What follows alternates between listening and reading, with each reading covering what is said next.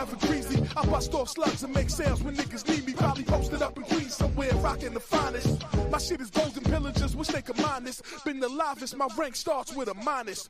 You number one, that only means that you behind this. Take a bite of my life, sample the flyness, one of a kindness. No other city could design this. Handcrafted, limited, constructed in America. Home of the heartless, anybody could vendetta ya. New sneakers, plus furniture, etc. I make a phone call, a Crown Heights niggas sweating ya. Hit the booth, spit my life, it's like a verbal journal. I've been official, on the other hand, your style is colonel. I could pop you and put you in succotash. Is that your real face or you rocking a sucker mask? Motherfucker. Yo, Bronson, give it to these niggas, pause. Give it to these niggas, pause. Give it to these niggas, pause. Yeah. My mind above the clouds, plus I love the way the thunder sound. Stevie Wonder mixed with Rambo on the underground, queen sculpted, stay chiseled like a Greek god. I'm on the bar, I got the lyrical physique bar. My style attack like a German shepherd. Boss never need a gun, cause I'm the perfect weapon. Puma shooter stepping, we doing all the repping. Hennessy for Lonnie, cheaper for the blessings. Hop in the caddy and drive, plus I'm out for justice, never take me alive. Smoking two at a time, the nights with the newest design. We fluent in crime, howling when the moon is aligned. Blow the weed to make the world spin. Break walls like I'm in Berlin, but still in the window, rockin' Sherlin. Robocop, Ruger twirling, crew this. A couple of years on, things are real horrible here in New York, all over. You're dealing with a lot of people that are maniacs today. You're dealing with an individual who's very basic, who only knows two things, rip off or be ripped off. Many of those who make good by being bad are nowhere to be seen these days. I'd be afraid. Of course I'd be afraid. He's a sick guy. He'd kill any time. You ever wish? There isn't anything on earth that I will hide from or back up from.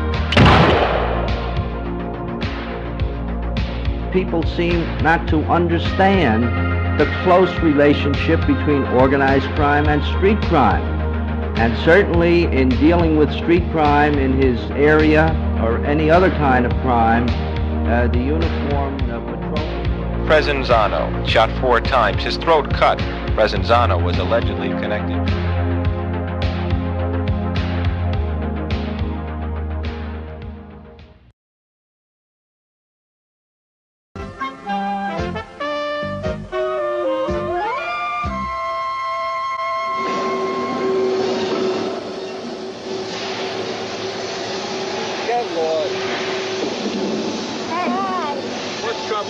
I'd like to turn this in for a left-handed lock wire plier, please. Hey, Lou, you got another passage. Look out your left hand. There, now you got a left-hand lock wire plier. Got it? Yeah, I got it.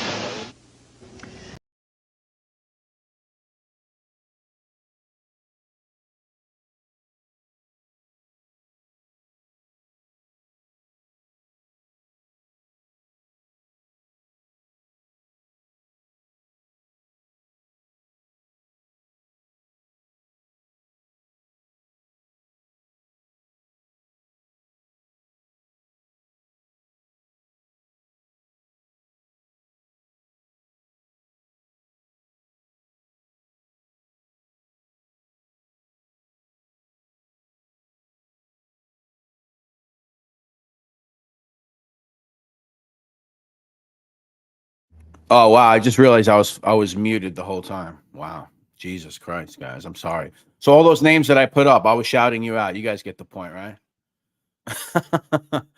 Whoops! You guys can hear me now, right? Is there another Brett here? Oh Jesus, guys, that was a bad start. Holy crap, dude! Holy crap! But you guys heard everything else, right? You guys saw all that. Jesse Escobar, Ozzy, John Wolf, IH Farmer. I think I missed you. How's everybody doing? Let me know how you're doing tonight. The reason why, did you guys see that last clip that I played? What's going on? DB of Siskel Ebert reviewing that movie. That was, hold on a second. This right here. No, I just wanted to share you because it's Veterans Day. So Goldie Hawn. It's Veterans Day, so I wanted a remembrance for my grandfather, who was a World War II veteran. Here he is here. There he is right there in World War II. And oddly enough, in his later years, he used to drive people around in limos and luxury automobile services, whatever. And he became good friends with Jonathan Demme, if you guys knew who that is. Film director Jonathan Demme. So Jonathan Demme liked my grandfather, and he ended up putting him in a few movies. So that one being Swing Shift, where he's there with Goldie Hawn. This is another movie called Something Wild, which is an interesting movie. It's with Jeff Daniels and Ray Liotta. It's a pretty cool movie. It's like an 80s movie. I think, what's her name is in it? I forget her name. Something Wild. That's my grandfather right there. And this is my grandfather in the movie Silence of the Lambs. That's him waiting in the car. You could see him in Silence of the Lambs. So he was a veteran of World War II, like I said. So I just wanted to share that in remembrance of my grandfather, who died in my early teens. So I didn't get really to get close to him and know him very well as I would have liked to. But at least I get to see these Jonathan Demme movies. He was also in the movie Married to the Mob, if you guys remember that movie, with Michelle Pfeiffer. He was in that movie also. So just wanted to share. Yeah, that was my grandfather, George Red Schwartz. He became friends with Jonathan Demme, who decided to put him in a few movies after thinking that he was a funny guy. And he was a funny guy. So I just thought I would Brooklyn, Jesse. My whole family is from Brooklyn. My mother's side of the family, they're all from Brooklyn. My father's side of the family, Puerto Rican side of me, is all from the Bronx, South Bronx. So yeah, I'm half Puerto Rican, in case you guys don't know that. Oh, thank you for your service, Bruno 67. 23 years in the Marines. Wow, brother. Thank you, Bruno. That's something. Craig, what's up, man? Thank you. Rest in peace. Lived a full life. Amazing. Yep. World War II, and then he got into a few movies. So yeah, salute to all the veterans out there. Marky did 9 in the joint. Is that true? Oh, I saw you talking about that on Loomis's show. Yeah, wow. Half PR. Yeah, that's correct, John Wolf. Okay. So the purpose of this live stream, one of the things that often gets asked, that I've seen get asked a lot, is why is Henry Borelli still in prison? And I want to be very clear. This video is called Why is Henry Borelli Still in Prison? And it's not like a protest, like, why is Henry in prison? No, it's just posing the question, why is Henry Borelli still in prison? Let's just try to answer that question. Not that I'm upset or I'm like some fucking crusader to get people out of prison. No, it's just a general question. It's not like a protest question, like, why is he in prison? It's just he stole a few cars, yeah. Well, 15 and transported them, according to the government. That's awesome, man. My Papa's in Nam only because he was in trouble. LMAO. And during the Vietnam War, my grandpa was severe. That's awesome, Joey Frakes. Your pops isn't Anthony Luciano Raimondi, who got in trouble and went to Vietnam. I'm kidding. All right, yeah. So this is actually so Jim Thompson. They did Henry wrong. I mean, he has the right to appeal for a jury to punish him for a rumor is unconstitutional, but I sure don't want him in the neighborhood. I do punish him for a rumor. Yeah, it's good that you said that. Punish him for a rumor. So why is he in prison? So I was going to ask you guys, why do you think he is in prison till today? But it seems like some of you are already answering that. Borelli was ferocious because he killed a lot of people. One would think that that's why he's in prison. Hello, Ruby again. One would think that that's why he's in prison. So we're going to go through a lot of things today. It's going to be a little nerdy. I like to show you guys images and go through court stuff. As Jim Thompson said, over a rumor, right? So you can kind of look at it that way, why he's still in prison. So the answer to the question is Henry Borelli is in prison for the stealing and the transportation of the stolen cars overseas. 15 counts. So Henry Borelli of the Roy DeMeo crew is in prison, not for murder, but for the transportation of the stolen automobiles and the switching of the VINs and everything that goes along with that. So as many murders as one might think that Henry committed, then he probably committed a hell of a lot. He got off on the Andre Katz murder in, I don't know if I would say it was 76, I guess 75. 76 would be the times that they had gotten off, that he had gotten off. And I'll answer questions as we go. Brett, can we get LaFoche? Yeah, 100%. I can do that. I explained a lot about Pete recently. He's very, I don't know. I could talk to him for 2 days straight, and then I can't get in touch with him for fucking a week. So it is what it is. My Aunt Sherry's here. This is the daughter of the gentleman who I was showing you guys before. Aunt Sherry, I showed pictures for Veterans Day of Grandpa and some of the Jonathan Demme flicks that he was in. Pete the Pick. Have you heard the latest? So yeah, I did read some of that indictment, Ozzy. That's funny. You should check out I think Jeff Nadeau, sit down. He broke it down pretty good. Those guys usually do that stuff first, so I don't even bother. I mean, they do a great job. It's good for a live stream. I could have did a live on that, but I was been thinking about doing this one for a while. My pops was a combat engineer and told me like 3 stories while he was in. I'm gonna plead the fifth. Under the Constitution of the United States and my rights, blah, blah, blah, I plead the fifth. Borelli's been in prison since 81, busted the warehouse on Empire. Yes, so he did go to prison for that. And then him and Freddie were out. He didn't actually get convicted for real until I believe 1986. We'll go into it. That's when he really got, the 150 years. But let's go through it. Now, guys, before we get into anything, I'm going to go through a lot of things right now. I'm going to show you as far as the indictment goes against that crew, because hearsay and who the government thinks Henry Borelli is plays a big role as to why he sits in prison today. So it's important to really show you guys how we won't go through the whole thing because it's extremely long. Dozens of counts in the indictment. Forgive me if I don't remember 50 something counts or something. So we're not going to go through all of it, but I think it's important for you guys to know exactly, to an extent, at least with the murders and some of the other crimes, what exactly he was into. And by the time they got the indictments in, what they said he was involved in. So we're going to go through a bunch of things right now just to give you guys a background as to what he was up to, according to the government at time of trial when they were putting this whole shit together with the FBI and the NYPD. All right, so let me share the screen. And like I said, this is going to be a little nerdy, a little wordy, and you guys are going to see a lot of different shit, but I think it's important to go through this. Let's see. Okay, here we go.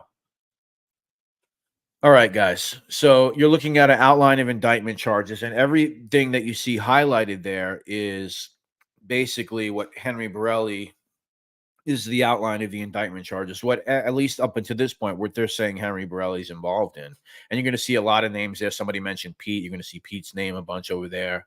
Of course, all the other usual characters. Who you won't see, of course, is Roy DeMeo because he was already dead. You won't see Richie Denomi, who was indicted originally in 84, and then he got murdered. You won't see Edward Danny Grillo. You won't see a few people here for obvious reasons because they're dead. Okay. So what do we see here? We see conspiracy to make extortionate loans. We see conspiracy to collect extortionate loans. You see Henry there. What else do you see? Conspiracy to transport stolen property in interstate and foreign commerce. Transportation of stolen property in interstate and foreign commerce. Conspiracy to transport stolen property. You have transportation of stolen property in interstate. So you have numerous counts. You have extortion. What else? You have carrying firearms, a commission of a federal felony. And he's there. Unlawful receipt, possession, alteration of firearms, silencers, whatever have you. Sort of shotguns, whatever it may be. Distribution of narcotics, conspiracy to distribute narcotics. And then you have this whole indictment here with, you have all the names there. So we're going to go forward. And this is really important, of course, because these are the murders. And over here on the left, you're going to see from 73 up to including June 30th, 82 in the Southern District of New York, elsewhere, all defendants. And you see all the names, everybody that was indicted there. So the murders, the kidnapping of Andre Katz, the murder of Andre Katz, you see Henry Borelli's name there for that. The murder of John Quinn, you see Henry Borelli's name. You see the defendants, Peter LaFroche, Henry Borelli, along with Roy DeMeo, Harvey Rosenberg, everyone else. His name's there. You see the murder of Sherry Golden. You have the same names repeated. He's there.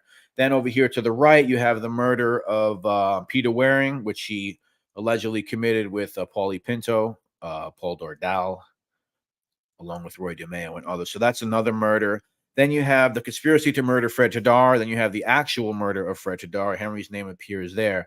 Then you have Henry's name appearing on the murders in reference to what became known as the Cuban Crisis. Charles Patnick, James Patnick, William Serrano, unidentified Hispanic male, unidentified Hispanic female.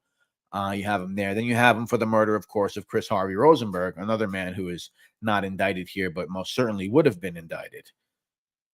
What else you got? So the James Eppolito stuff, that's a Nino Roy thing with Peter Pacente. He's not involved in that. You have the conspiracy to murder Ronald Falcaro, the murder of Ronald Falcaro.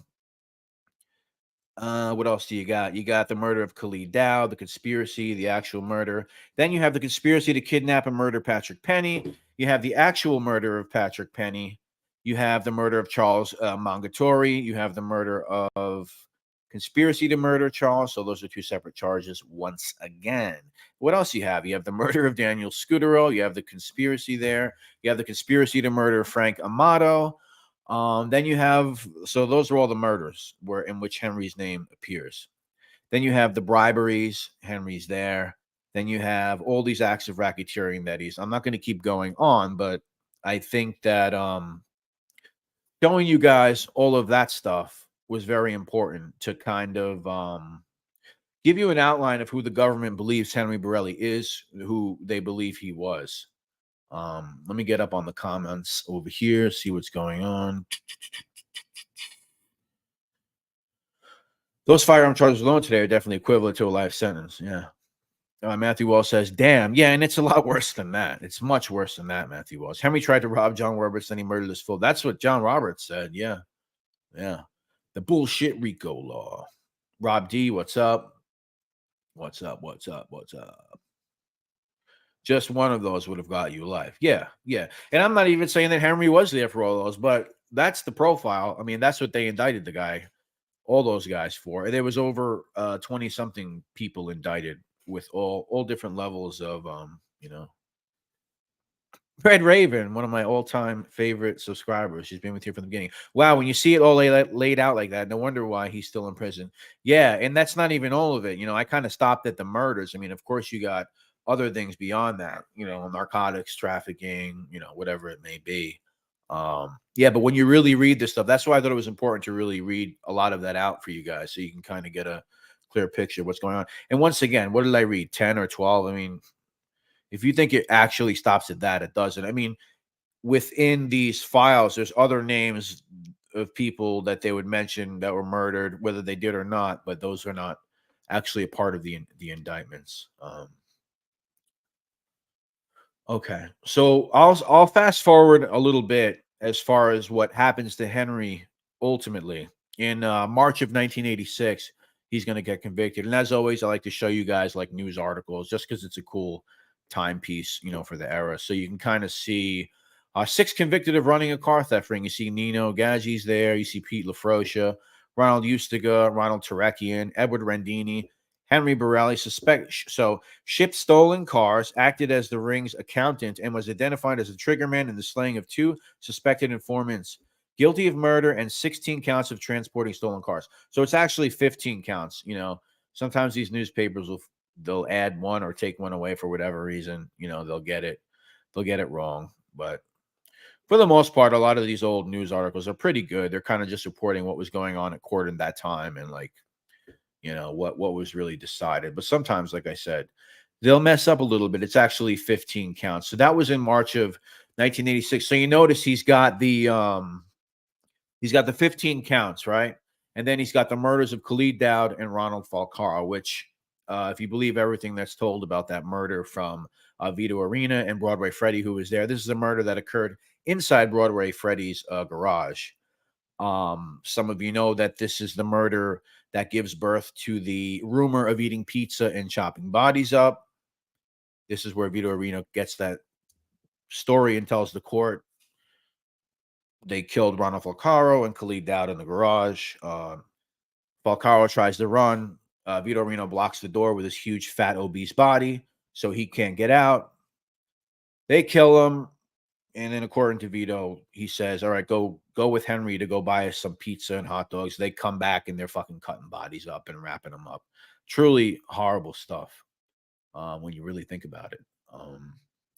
So just in case you guys. So that is a murder which is done, and it's under the denying people their civil rights.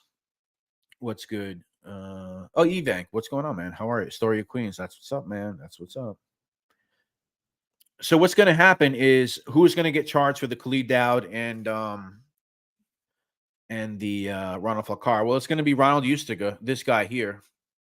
Ronald Ustiga, another guy who was an integral part of the Empire Boulevard operation. Ronald Ustiga was a crooked Long Island auto dealer who was at the helm of the Empire Boulevard operation, along with, of course, Roy DeMello and these other guys. He was one of the main guys using, obviously it helps to have an auto dealer involved in this, and he was one of the guys that was facilitating everything with them. And he's the guy that actually finds Khalid Dowd snooping around the Newark port around all their stolen cars, and he facilitates their murder as well. So he's involved in the murder, and he gets in trouble for that murder as well. So Ronald Falcaro and Henry Borelli are going to go down for the Dowd and Falcaro murders. Okay, but what's going to happen with those murders is going to be very odd. Yes, Paul. Yes. So what's going to happen with those murders is going to be odd. So let's fast forward to that was March. Let's go to April. Stiff sentences and car theft ring, right? So Henry Borelli, 37, was sentenced to life imprisonment for the murder and conspiracy and up to 160 years for 16 counts of transporting stolen cars. The stolen property sentences to be served consecutively when the life sentence ended. So after he serves life, then he could serve the other stuff. Then you have Edward Fast Eddie Rendini, you have Pete LaFrosia, you have all these other guys going down. So that's what he's going to get sentenced for. He's going to get life for those 2 murders, and then he's going to get 150 years for the 15 counts, right? Okay. Everybody following along, right? I told you this is going to be wordy and nerdy. In 1987, Ronald Ustiga and Henry Borelli are going to be acquitted of those murders, leaving Henry Borelli only with the stolen car charges. Now, why are they acquitted of the murders? This is very interesting, and I'm going to read because this article is a pretty good synopsis as to why this happened. So let's read this article together. They shot through the loophole. It has taken 100 years, but the Second Circuit Court of Appeals in New York has finally caught up with the legal philosophy of Texas Judge Roy Bean, the law west of the Pecos. Bean, presiding over a kind of kangaroo court in his Jersey Lily saloon at Langley, Texas, once acquitted the murderer of a Chinese laborer on the following grounds. I have read the entire 1879 revised statutes of Texas, and there ain't a damn line in here nowhere that makes it illegal to kill a Chinaman. That's who you're dealing with. Last Friday, the Federal Appeals Court in Manhattan threw out the convictions of 2 mob killers because their murder victims, who were shot to death and then cut up into pieces, had not been proven to be American citizens. The 2 victims, Ronald Falcaro and Khalid Dowd, were executed in a Brooklyn garage in March of 79, so they would not become informants for federal prosecutors investigating a car theft ring. The accused killers, Ronald Ustiga and triggerman Henry Borelli, were convicted in federal court of conspiring to deprive the victims of their civil rights. Ustiga and Borelli were sentenced to life in prison. But there is a loophole. The civil rights law passed in 1870 provides penalties if 2 or more persons conspire to injure, oppress, threaten, or intimidate any citizen in the free exercise or enjoyment of any right or privilege secured to him by the Constitution or the laws of the U.S. The law specifically says it is sin. Dad was Jordanian. Falcaro apparently was born on Long Island, but during the 1985 trial of his killers, he was never proven to be a U.S. citizen. So this guy, Dowd, of course, he's from Jordan. Falcaro is a Long Island guy. Falcaro. I mean, come on. He's obviously from the area. No offense to Italians or whatever, but I don't think I'm being offensive. But yeah, Ronald Falcaro. He's a local guy, right? Born on Long Island. But for whatever reason, they didn't prove that they were citizens, right? If they were not proven citizens, said the appeals court, they are not protected from conspiracies to deprive them of their civil rights. Borelli must still serve 150 years in jail on other charges, but Ustiga, who allegedly paid for the contract killing, now only faces 10 years on auto theft charges. And then it goes into more of this odd history of this, okay? So you guys kind of get an idea of that now. I want to see your comments on what you guys think about that. And some of you know this stuff. I know.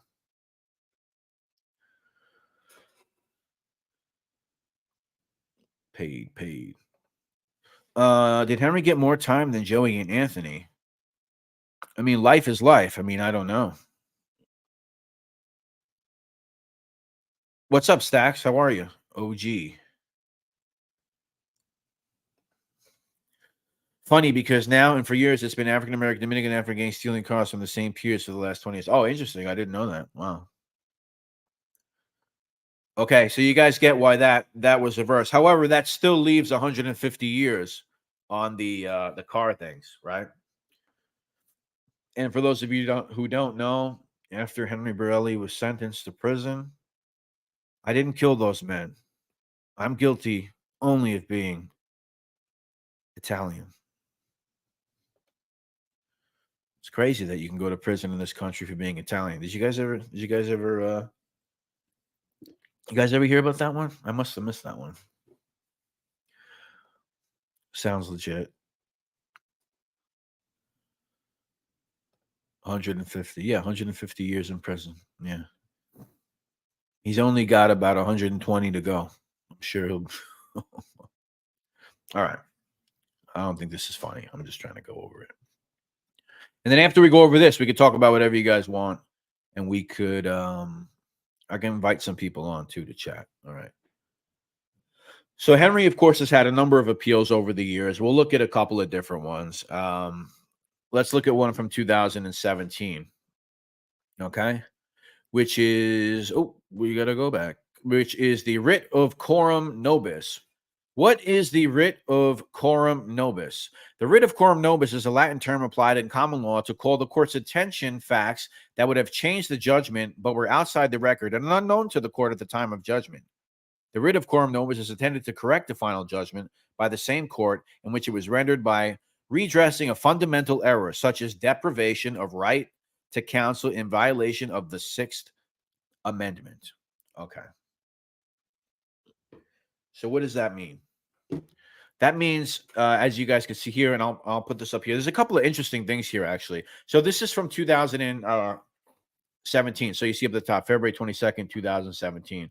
If you guys want to look at this stuff, I'll send it to you. You could email me. I might send it to you. If I know you and you're a follower, I'll send you this. I've said that I'll send people things before, and I'll send people like stacks of files that I've paid for, because some of this stuff you have to pay for. Oh, yo, can you send me that? And I'll send it to them, and I won't get a thank you. I won't get, yo, good looking out, bro. I won't get shit. They'll just vanish into the fucking abyss. Like I was supposed to send you that fucking thing that you asked for. Just like say thank you if I send you something. That's what I'm saying. Be appreciative. All right. So this is a writ of coram nobis. So basically what Henry is saying here, and I'll go through it a little bit. He's talking about, of course, he's got 150 years, how everything else was reversed. Now, what he's basically saying in this is that he didn't receive proper counsel, and he wasn't really aware of the full scope of the charges in pleading. I would not have pled not guilty and addressed the fact criminal indictment. Borelli can be held to answer to the court. So I would not have served 30 years imprisonment, nor would I be in jeopardy to serve another 20 years of imprisonment. I'm sorry I skipped through that, but I'm trying not to make this too long. But what he's saying is that he basically didn't receive proper counsel, which is what you can say in this writ of coram nobis. He didn't receive proper counsel. And basically, he's saying that he didn't know the full scope of the charges, right? Now, there's also something else that's really interesting here. And I want you guys can maybe help me make sense of this thing. So Henry has a problem with how his name is recognized, I suppose, in federal courts or indictments or even in prison. So what he's asking here, and then I'm going to read exactly what Henry Borelli has to say. So he's saying something about the way his name, the way it's actually written, where it appears. And he's saying that it appears in all caps. And why this is a bother, I'm not sure, but maybe you guys can help me out. So the name entered on the J&C is considered the committed name to be used by the inmate as well as the bureau. Century must reflect the committed name, which may only be changed by an order from the federal sentencing court. A true name will be entered into Century as an alias. Chapter 5, paragraph 502E states the same. Hereby, the Department of Justice and Director of Federal Bureau of Prisons, as well as those who follow in the office of Director of Federal Bureau of Prisons, officially admit, this is what he's asking them to do in his appeal, the use of all capital letter committed name, their cognizance thereof, the categorizing a defendant's true name as an alias, that the committed name and the true name are not one and the same.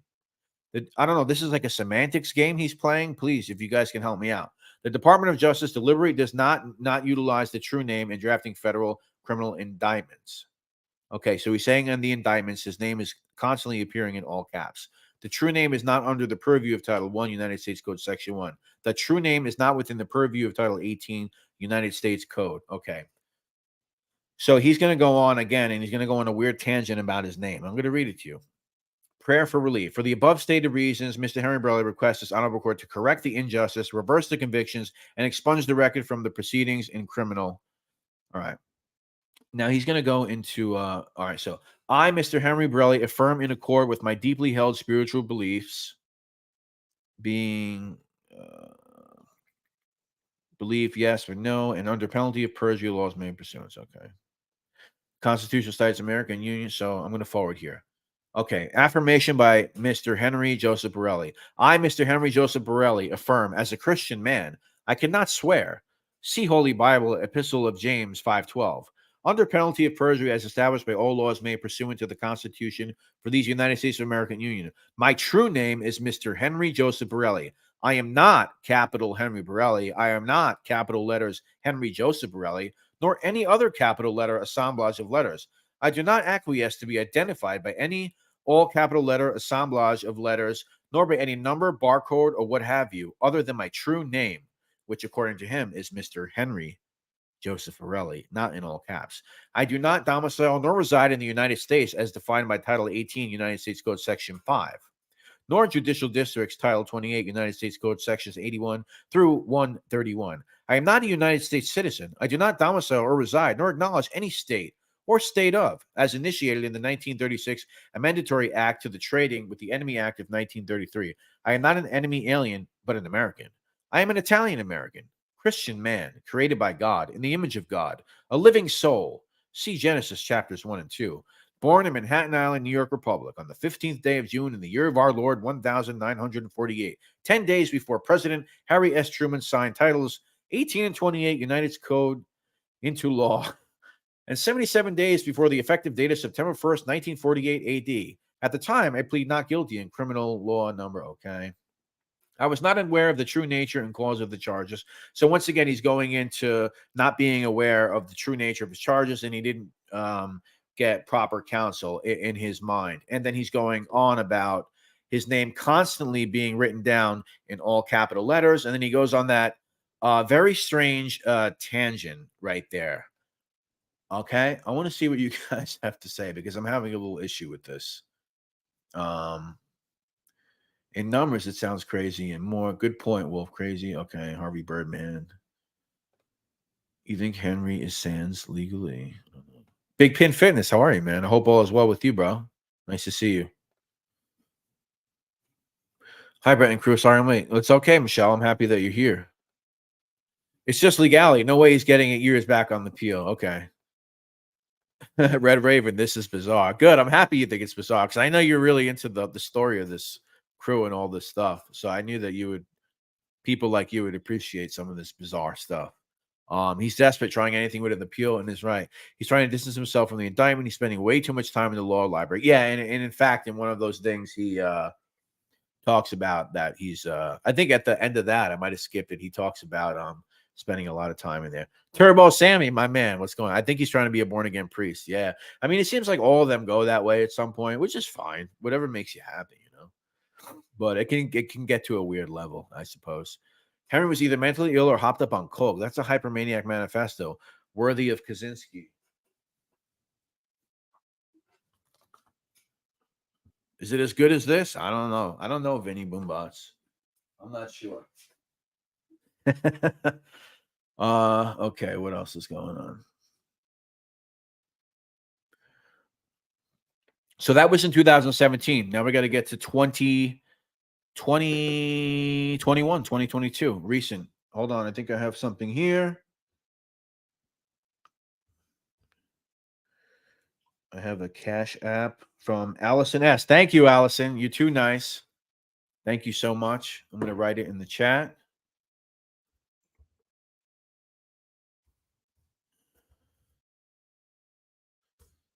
Thank you, Allison. $50 Cash App from Allison.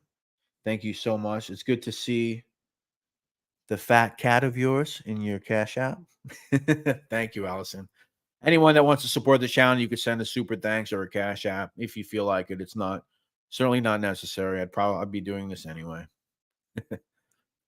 He mentions the number 7 times. Are you into that like gematria numerology stuff, John? I never got into that stuff. It's a little strange to me, but it's cool. He's just rambling. Okay, so that was 2017, right?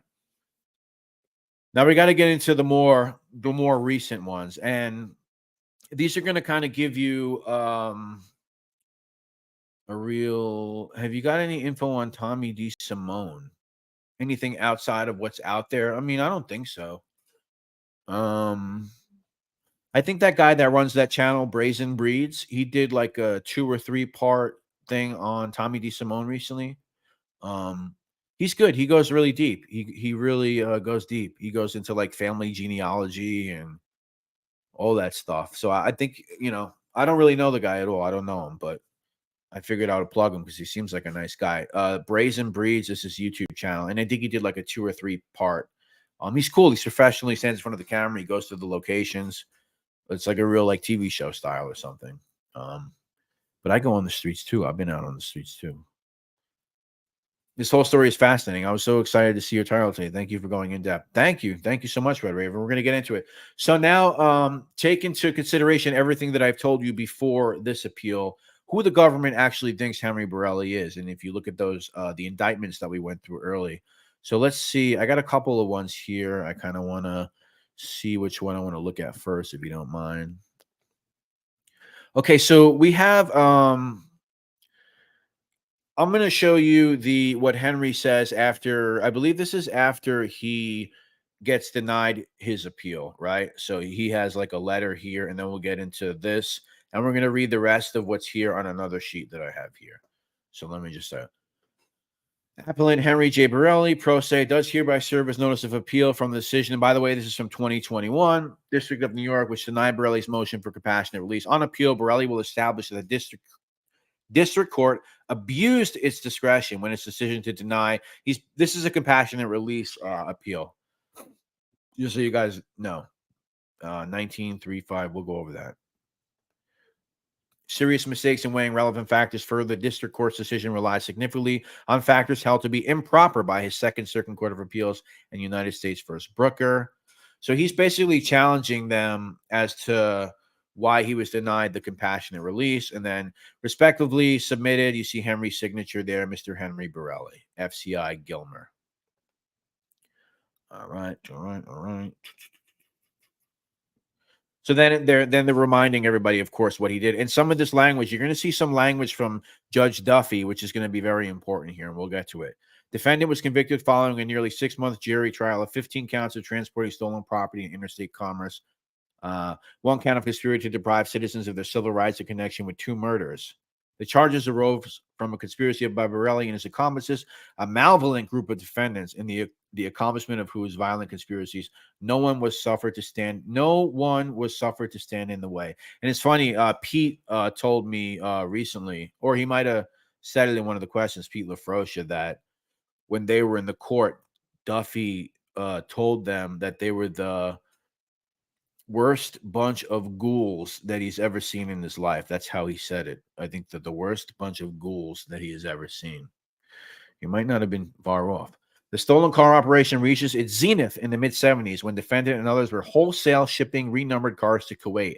Defendant was involved in the operations from its early stages and assumed a managerial role in its activities. Among other things, defendant supervised the cleaning and renumbering of the stolen cars, set up a shell corporation, and opened a bank account for the venture, contracted to move the cars overseas from the crew's garage, and received a share of the operation of thousands of dollars in weekly profits. In addition, defendant and his co-conspirators plotted to, and in fact did, murder Ronald Falcaro and Khalid Fouad Darwish. Dowd. A cooperating witness testified at trial that defendant and one accomplice, the shooter, stood over Falcao and Dowd's lifeless bodies. Defendant's co-conspirators then dismembered the bodies and transported them to the city dump, the Fountain Avenue dump. That would be transported the cars to the junkyard for crushing. So that witness would have been Vito Arena. And I believe Broadway Freddy would have told about that murder too. Defendant received part of the bounty. A co-defendant paid for the murders. Defendant was sentenced by Judge Kevin Duffy. Now, I want you to see what Judge Kevin Duffy says here. It's very important. Defendant received part of the bounty as a co-defendant paid for the murders. Defendant was sentenced by Judge Kevin Duffy on April 9th, 1986. Judge Duffy sentenced defendant to life imprisonment for the murders, as well as a consecutive 10-year sentence for each of the 15 stolen car counts. So he didn't get a break on any of that, as we said. And this is what Judge Duffy said. Now, keep in mind, this is many years later. This is 2021, but they're reminding you of something. And we talk about hearsay. We talk about rumors. This is very important. Judge Duffy made the following observation. You have been convicted of being what is generally called a contract killer. The judgment of this court is that on the murder count, you'll be remanded to the custody of the Attorney General for the rest of your life, and that on the 15 counts of transporting stolen goods in interstate commerce, that you be sentenced to 10 years imprisonment, obviously for each. I am recommending against parole. I want to make sure of that because defendants' crimes are committed. I want to make sure of that. I want to make sure that the parole board knows that even back in fucking 1986, it doesn't matter when you're up for parole. I want them to know that. All right. The parole board knows that the sentence of years is to be consecutive to the life sentence. Judge Duffy added that because the jury's conviction of Borelli as a contract killer was overwhelmingly supported by the evidence, things would have to change mightily before I could see any justification by anyone, including the parole board, to return you to any kind of access to the public. Now, as you see, as I said later on, that other thing gets thrown out, okay? As far as the I'm sorry, let me get rid of this. As far as the murder of Khalid Dowd and Ronald Falcao, that gets thrown out. But that still leaves him with the 150 years. And I have another thing that I'm going to show you now, which is going to be very important as well. Let me look at the comments. Wow, there's 112 people in here. It's fucking awesome. You're from the streets, Red. 2 T's, by the way, 2 T's. During the pool party, Henry turned to the left in utter disappointment after Freddie ruined the punchline to his bend over joke. Yeah, I guess he wasn't feeling it. Another one that found God in prison. Yeah, I guess they all do. I mean, I guess if it keeps you out of trouble, but I suppose a lot of them like to use it. They like to hide behind it. I mean, that's always going to happen,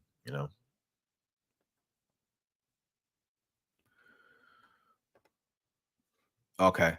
So thank you, Roro. Congrats. Thank you so much.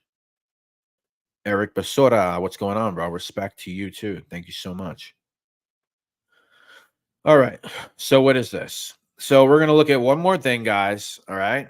And then we'll get something out of this too, because this is very important. Oh, I want to look at something else first, actually, guys. Do you guys know what compassionate release is? The U.S. Code. I'm going to read it to you, just so you guys can get an idea. Okay. Section 3553. So some of the things that are important with this, notification requirements, for example, terminal illness defined. Terminal illness means a disease or condition with an end-of-life trajectory.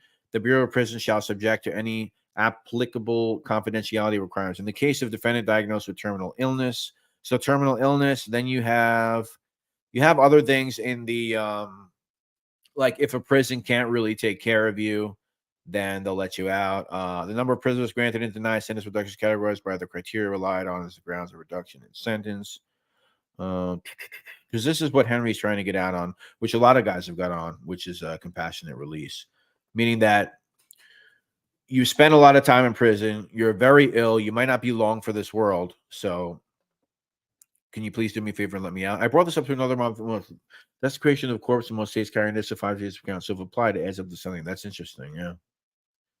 There was plenty of desecration going on. Paul Boyle, what's going on, buddy? All right. So let's get back to this now. Okay.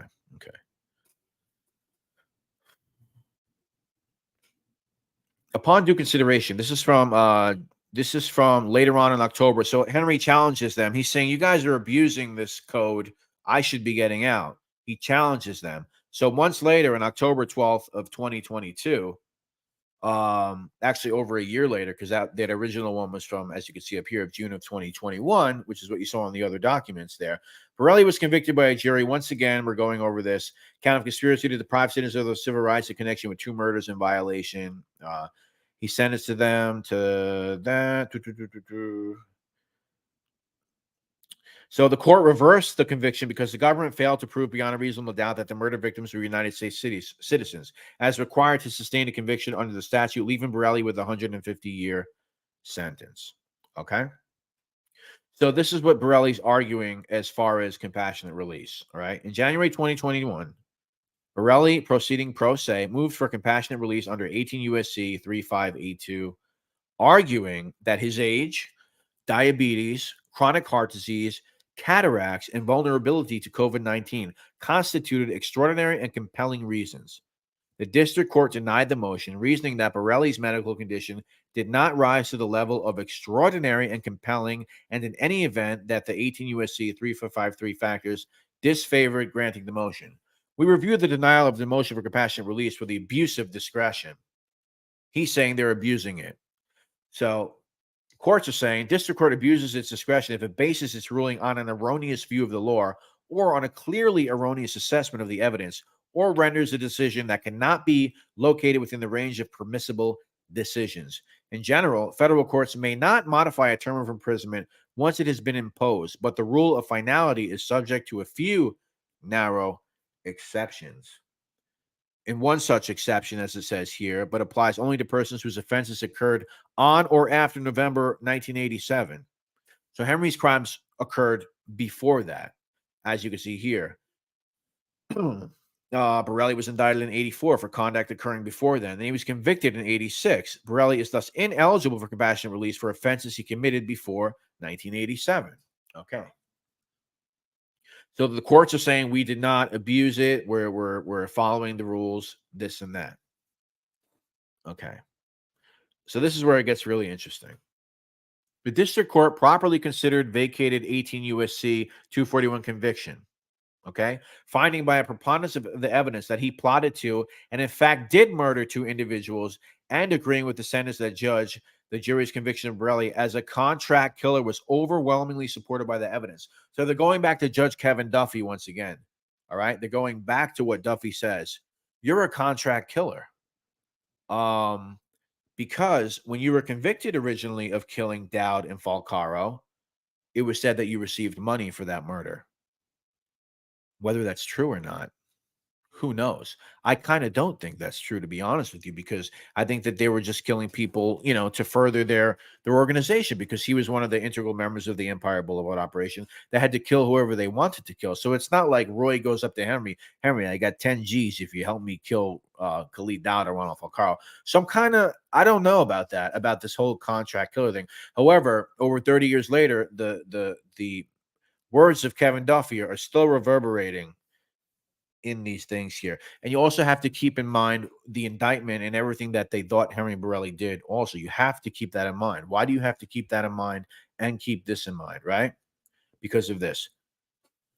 He plotted to, and in fact, to murder 2 individuals, agreeing with the sentencing judge that the jury's conviction of Borelli as a contract killer was overwhelmingly supported by the evidence. United States versus Willis. So they're citing another case, holding that the sentencing judge can consider acquitted conduct if it is proven by a preponderance of evidence.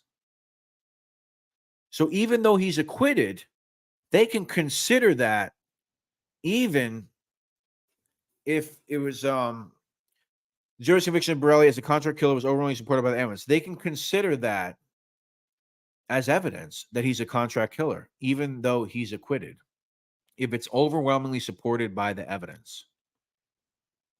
What do you guys think of that? I can't see the comments, but I'll get back to it soon. So let me read this again, and I'm going to read the next part.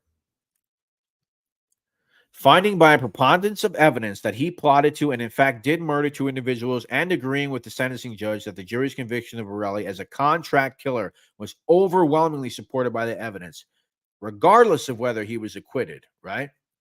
So they're still using that all these years later. They're still using that. Now, furthermore, so that's holding that the sentencing judge can consider acquitted conduct. We went through that. Now, let's look at United States versus Romano. This is Romano. This is a guy who got indicted with, I believe, Mickey Boy Paradiso and Ernie Boy Abamonte in regard to a heroin case that they were tracked up in. This guy tried to get off on that, but as you can see here, a district judge may consider hearsay statements, evidence of uncharged crimes, dropped counts of an indictment, and criminal activity resulting in an acquittal in determining the sentence. We note that Henry Borelli's moral culpability for the murder conspiracy is established. So let's read that again. Think about everything that I showed you in that original indictment. How many fucking murders they said Henry Borelli were involved in. Think about Judge Kevin Duffy calling him a contract killer. Think about all the other charges that they were throwing at them in the indictment. And look at the language that they're using here. A district judge may consider hearsay statements, evidence of uncharged crimes, dropped counts of an indictment, and criminal activity resulting in an acquittal in determining the sentence. So it doesn't matter if Henry Borelli was found guilty or not guilty, or things got reversed. It doesn't matter, because they're considering him a contract killer regardless. They're considering everything that people believe he did, everything that the feds believed he did, everything that they were fucking throwing out in the indictment. That's still ringing true in their heads. They say, well, this guy's obviously a contract killer, and we're going to use that. We're going to use that in, not letting him out. So what do you guys think of all this? I hope this is not too confusing for you. Loomis, how are you, my man? Good to see you. I see you're going live soon. Maybe I'll hop in over there. They wanted him, bottom line. Yeah, they don't want to let him out. They don't want to let who they deem to be a contract killer out of prison. So it's not about the cars at this point.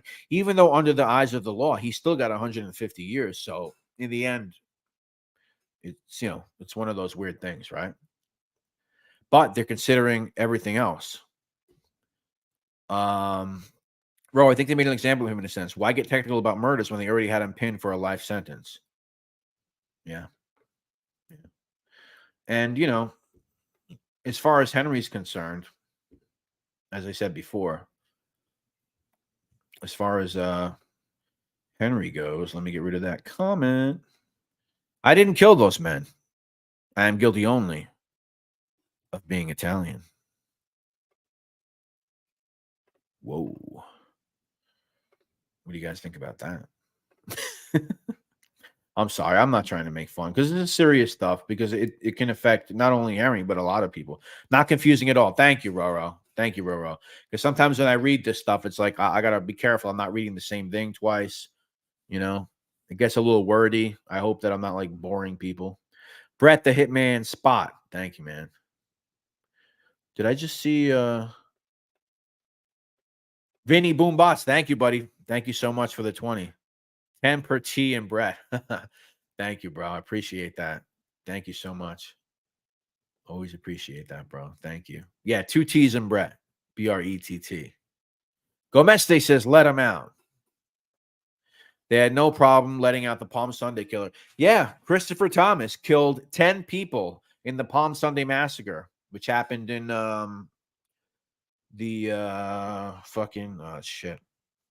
right in the City Line area over there, kind of on the border, I guess. City Line, East New York over there, right on Liberty Avenue. Is it 1080 Liberty Avenue? I might have remembered that address. I might be wrong. But yeah, Christopher Thomas, he murdered 10 people, including children, and they let him out of prison. No, that's a little technical as far as they let him out, because I think they gave him like a bunch of manslaughter charges because Christopher Thomas said he was fucking blasted on cocaine. That's a true story. I should do a live on that. Christopher Thomas. They let Sirhan. Did they let Sirhan out? Is he really out? Let Borelli out. So what do you guys think about everything that I told you? Whether you think he should be out of prison or not, whether you might know in your heart, like everyone else, that he probably killed fucking a shit ton of people. There's no doubt about it. I mean, I don't have a problem saying it, that you know, Henry, in his case, and like I said, I really don't have a problem saying this, but I mean, I would not be surprised if Henry was responsible for the murder of somewhere between 15 to 20 individuals. And I'm not saying that to be like, a certain way, but I don't know if anyone agrees or disagrees with that. Another Cash App. Roro. Oh my God. Roro. Guys, Roro just sent $100 Cash App. Thank you so much, Roro. That means so much, guys. That means so much that 120 people are here. That's unbelievable. Roro, thank you so much. Thank you for your continued support. I really appreciate it. Thank you. That means a lot. It really does. Roro, amazing.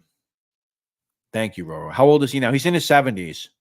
I believe he was born in 1948. I wouldn't want him as my neighbor. Yeah.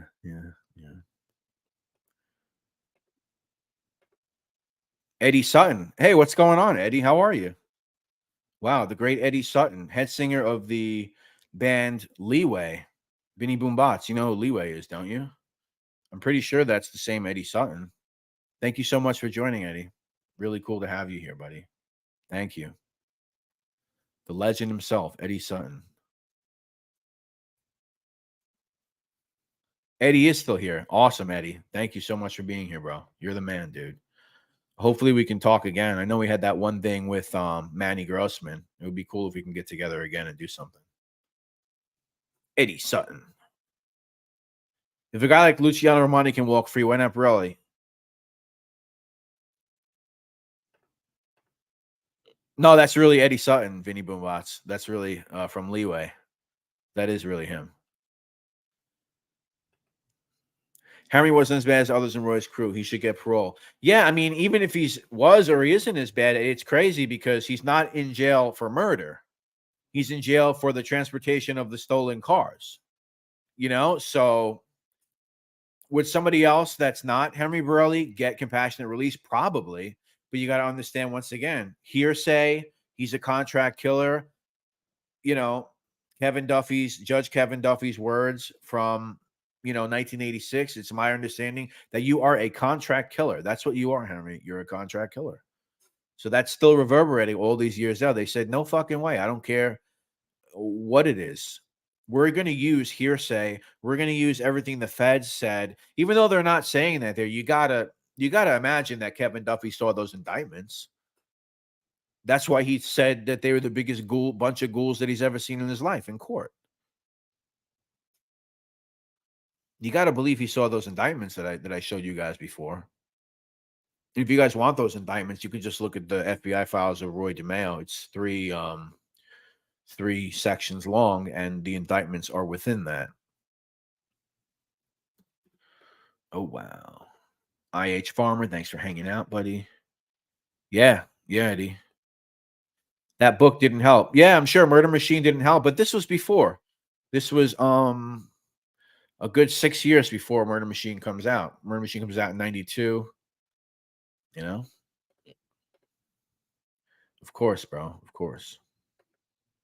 And I hope you're feeling well, Eddie. I hope you're feeling well, man. That judge made sure he never gets out and used every legal tool to make sure. Yeah, Kevin Duffy was setting the groundworks 30 years. He's like, I'm telling the parole, I don't care if it's fucking 2095. I'm telling you, this guy doesn't deserve to be out on the streets ever. He's a contract killer.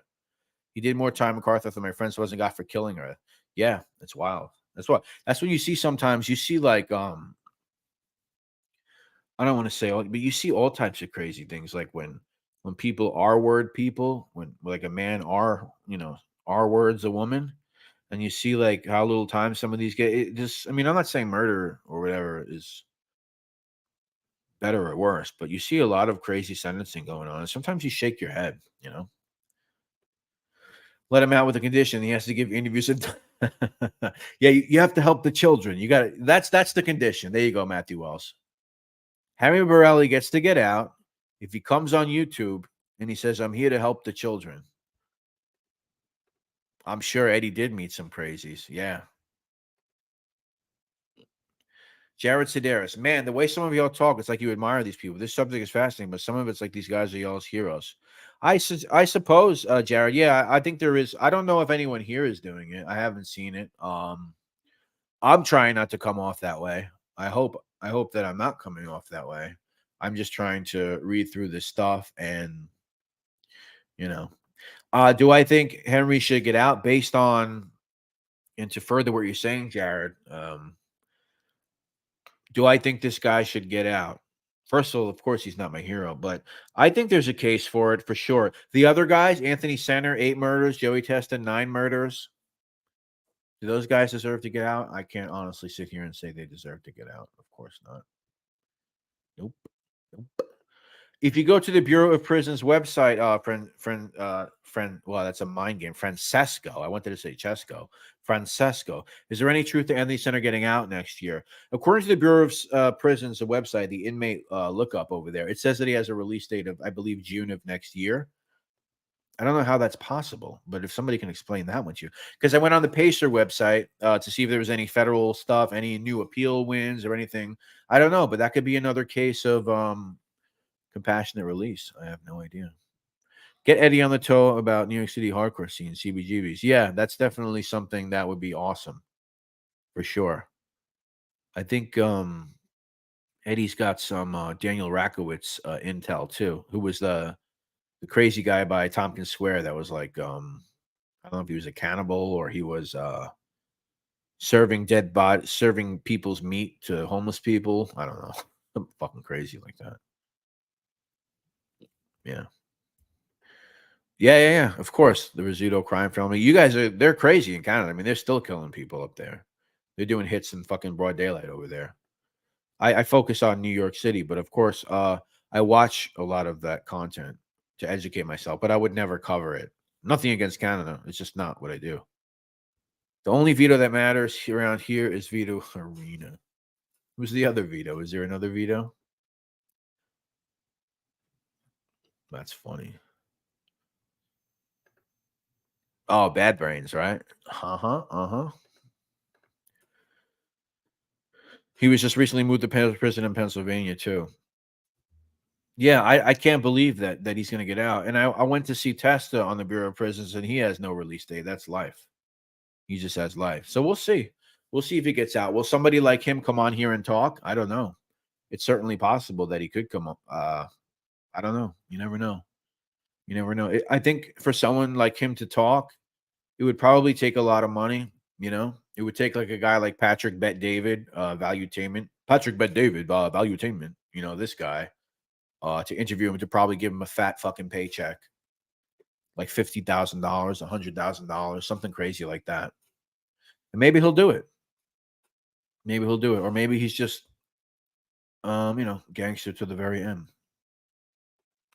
Who knows? Sharing is caring. Like and share on all your social media accounts with anyone who may be interested. Spread the awesome content. Thank you so much, Roro. Of course, thank you. The story center could tell Domenico. Yeah, but would he tell them? I don't know. No. Thank you, Alyssa. Thank you so much for the 10. Thank you so much. Really appreciate that. Alyssa, the love of my life.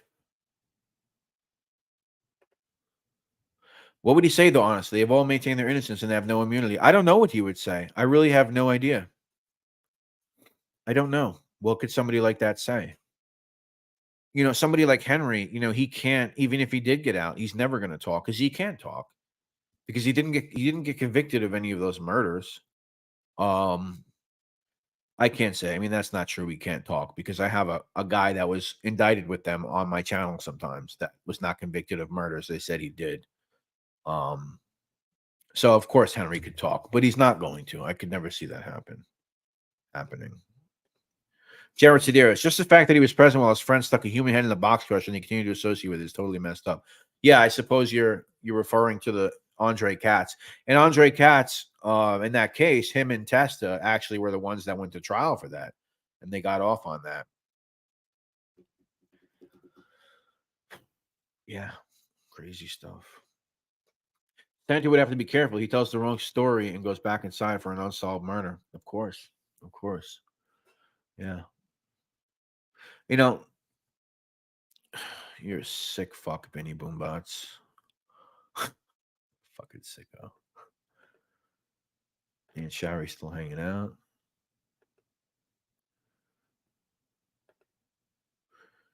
Sorry for an unsolved murder.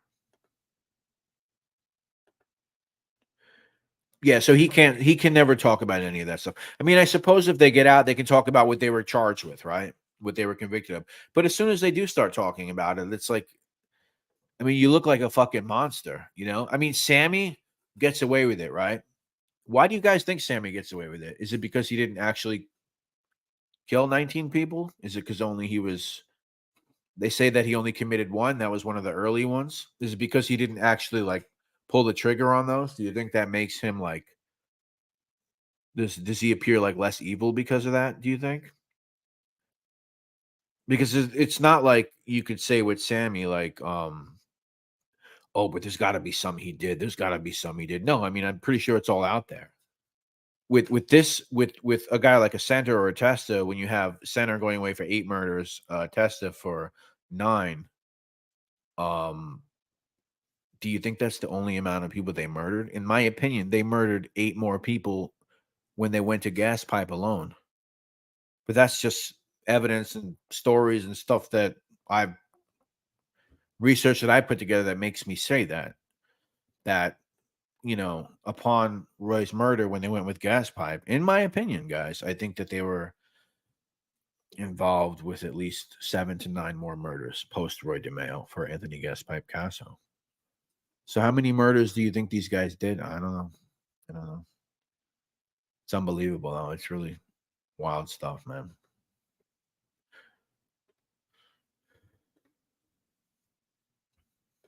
Sammy's got the whole Italian grandpa thing going, I think. Is that what it is? Because he sits in his chair and goes, "Oh my God." Every time he tells a story. Oh my God. Hold on, another cash app. Cash app from Shari. Thank you so much, my aunt Shari. Let me say thank you in the chat. Thank you, Aunt Shari. $20 cash app from Aunt Shari. Thank you so much. Thank you, everybody, for being here, for donating, for hanging out, for making me feel like I'm not doing this for no reason.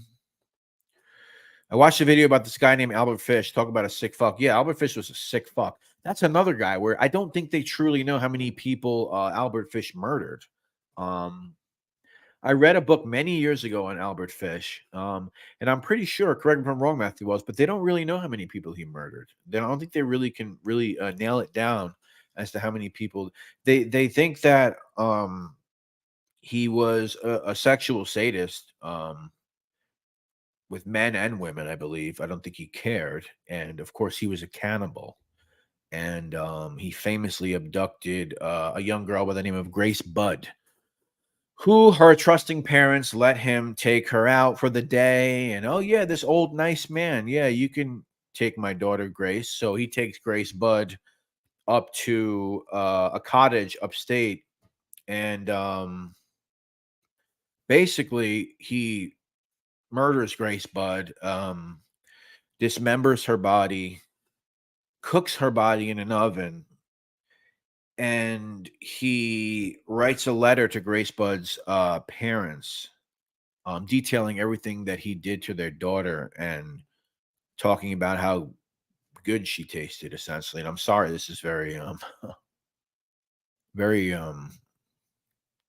graphic shit, but that's Albert Fish. That's the type of person he was. He died in he was electrocuted at Ossining Prison, Sing Sing. He got the electric chair in I'm going to say like 38 or 39, maybe something like that. I don't know. Big Pin Fitness. I know you usually do crime videos, but I have a good idea for channel. You should do a movie location with the movie Goodfellas. Yeah, that is a good idea, Big Pin. I've actually done on my channel where I go to the actual locations where these things took place too. If you ever want to see that, I have a video where I go to inside Robert's Lounge. I actually go inside. I take a look around. I have a meal. I review the food, and then I have a video where I go into the Hibachi restaurant on Queens Boulevard, which is the former location of Henry Hill's Sweet Lounge. I go in there, I give a full tour of what it looks like today. Once again, another food review. So the film locations would be cool too. Yeah, but I definitely have gone to the real locations also, which I think is pretty cool. I have a few videos where I go inside. Albert Fish looks like the neighbor on Family Guy. Yeah, what did they call him? The Gray Man or something? Francesca, we'd all be dead from alcohol poisoning. Crime Spot, do you think we will ever see the likes of the immigrant in the modern world or as police technology? No, of course not. The only way you see that is I suppose the cartels in the southern South America, the Mexican cartels, whatever have you. I'm not too schooled on the cartel stuff. But those guys are worse. I mean, they'll chainsaw 5 guys' heads off and film it and put it online. You know what I'm saying? So, but as far as America, the United States of America, the states of North America, no, that'll never happen. I can't possibly see something like that happen. See what people do now. It's like, so you're looking at like a mafia crew or whatever, and they're doing in this killing numerous people over a span of years. People are just mass shooters now. That's what you're going to get. Because you're not going to get away with it long term. But if you want to make a fucking, you want to become notorious for something disgusting, you can go into a fucking Walmart and kill 20 people. You know what I'm saying? You could do something sick like that. So that seems to be the move for the sick motherfuckers in the world nowadays. Really bizarre. Corruption Connection. Hey, thanks, buddy. Great channel. Thank you, buddy. Do you have a channel too? Is that do you make content on that channel? Corruption Connection?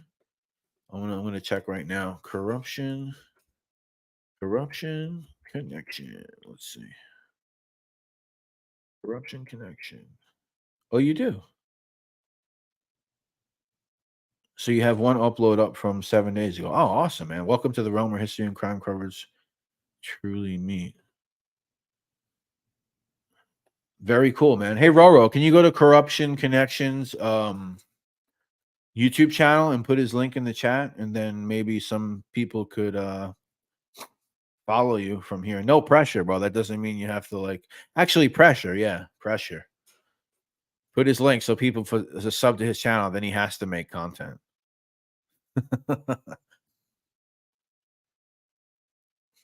Thank you, Red Raven. I got a couple in the works too. They're always refreshing. I take a break from the locations, and then when I bang one out and I go and I film one, when I get home and I edit it, I'm so thrilled. I'm like, oh, that felt so good to be back out on the streets. Yeah, Roro, if you can, Corruption Connection on YouTube. If you type in Corruption Connection, it's actually the first thing that comes up on the top. It says Queens something. Not sure what the premise of that video is. I'll watch it later when I subscribe. Yeah, the cartels are worse. They're even sanctioned by both governments. That's the biggest difference. Yeah, man. Yeah, you gotta wonder about that shit. None of the exploits of any three be mentioned compared to the exploits of Anthony. Of course not. I mean, that's just why you don't even have to say that, Farmer. I might ban you from the chat for even questioning, or even proposing that, putting that in the ether, making people think. Anthony Salvatore, Luciano Raimondi. Exactly. The days of the man when Ted Bundy are over. The Dylan Roof and the Nashville shooter today, DNA encounters have taken. So yeah, they basically have taken them out. But if you still want to make a name for yourself, they found a new way to do it. Fucking disgusting.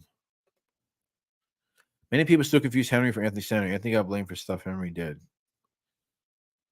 Henry for Anthony Center. I tell you where that happens often, Autumn Fragrance. There's a photo I mentioned before about Henry and Joey getting arrested, indicted originally for the Andre Katz murder. There's a photo in the paper where Henry's got his head turned and Joey Testa is looking forward, and a lot of people mistake that photo for the Gemini twins when it's in fact not the Gemini twins. It's Testa and Henry Borelli. Yeah. Henry did not only get blamed for center stuff, but in court he got blamed for Pete LaFroche's stuff. Hey, Pete D's here. So he also got blamed for, there's a moment in court when Joseph Bennett is cooperating. He's a witness. and he's basically saying that oh, Pete LaFrocia came to me and told me that Roy will pay me $10,000 if I lure John Quinn to the Gemini Lounge, and Pete was trying to set up this whole contract to kill John Quinn, which ultimately ended up being John Quinn and, unfortunately, Sherry Golden getting murdered. And in court, Judge Kevin Duffy asks Bennett, can you point me to who this Pete LaFrocia is? And he points to Henry Borelli. He goes, that's him. I think that's him. Yeah, that's him or whatever. Then Henry stands up and starts fucking screaming like, what the fuck? That's not me. I'm not Pete. That's documented. That actually happened. So yeah, there was more than that. Oh, okay. So everybody, Roro put follow Corruption Connection in the chat. So if you guys can go to that link that Roro put in, I can't click it in this, but you guys can click it in the live chat, I believe. Give Corruption Connection a subscribe. Please. Doesn't take much. Just hit subscribe. Just doesn't take much. You know what it takes? It takes this. See this? That's what it takes to subscribe. Tell all your friends. That's all it takes, because some people find it hard to do. It's funny how you can get like 80 or 100,000 views on a video, but you don't have it when the subscribers don't match. Like I have videos with 80,000. Some of my biggest videos, one of them has like 375,000 views.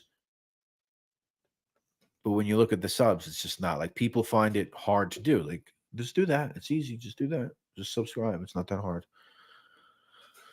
Thank you. Yes, the photo with the most commonly misspelled photos, like the people. Yeah, Pat Spiritu. Yeah, from Philly. Yeah, people think that's Billy Bass. I don't know where that started. That must have started as like a prank, like a decade ago or something. When are Testa's center of parole? Testa's in prison for life, according to the Bureau of Prisons inmate lookup website, which you can go to. According to the Bureau of Prisons, Center is being released next year. I didn't make it up. That's what it says.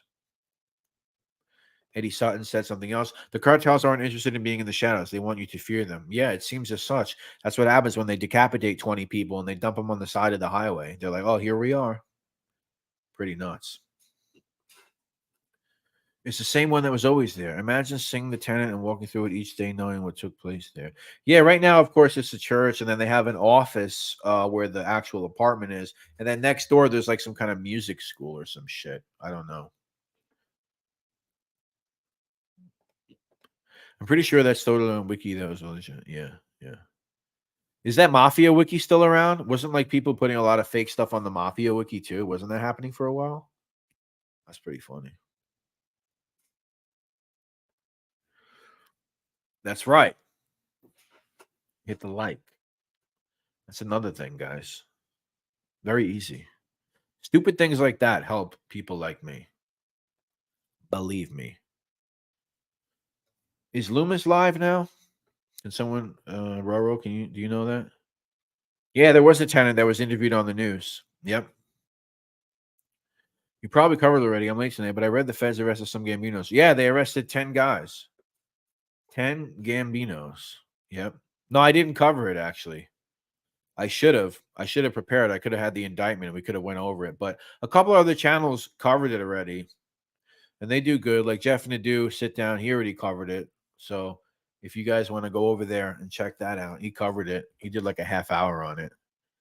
He did his due diligence. And recently he spoke about Joe Lanny. I think recently one of the guys indicted. He already did something on him recently. And what do you know? He gets indicted as a part of this broader indictment, including 10 of those guys. Misled photo of Bass wasn't. I still think it's original wiki. Oh, okay. Okay. Cool. Cool. Cool. All right. Anything else you ladies and gentlemen want to talk about? So I think we covered everything as far as the Henry stuff. And it was cool because I wanted to do this for a while because a lot of people, believe it or not, ask about that a lot as far as why he's in prison, or somebody will say, oh, he should be out. Why is he still there for cars? Or people ask what he was charged with, this and that, because it's a little bit confusing. When you look at it, it's a bit confusing, especially when he got acquitted of the two murders initially and why he was acquitted. on the civil rights thing with the courts not being able to prove that those guys were citizens, even though Ronald Falcaro was born on Long Island. And Ronald Falcaro, I mean, come on. One of the recent indicted Gambinos lives in my neighborhood. Oh, is that right? Wow. Sometimes you think that, Autumn Fragrance. Sometimes you think they think that, yeah. Any Lisk news? I haven't heard any Lisk news lately. The last thing I heard, oh, this is fucking bizarre, actually. The last thing I heard in regard to Rex Heuermann was that, so there's a lawyer that's out there, and forgive me, I don't remember his name, but there's a lawyer that represented the family of, Jesus Christ. I'm like fucking forgetting so many things. The woman that originally went missing out there, dude, give me 1 second because it's going to bother me if I don't get this.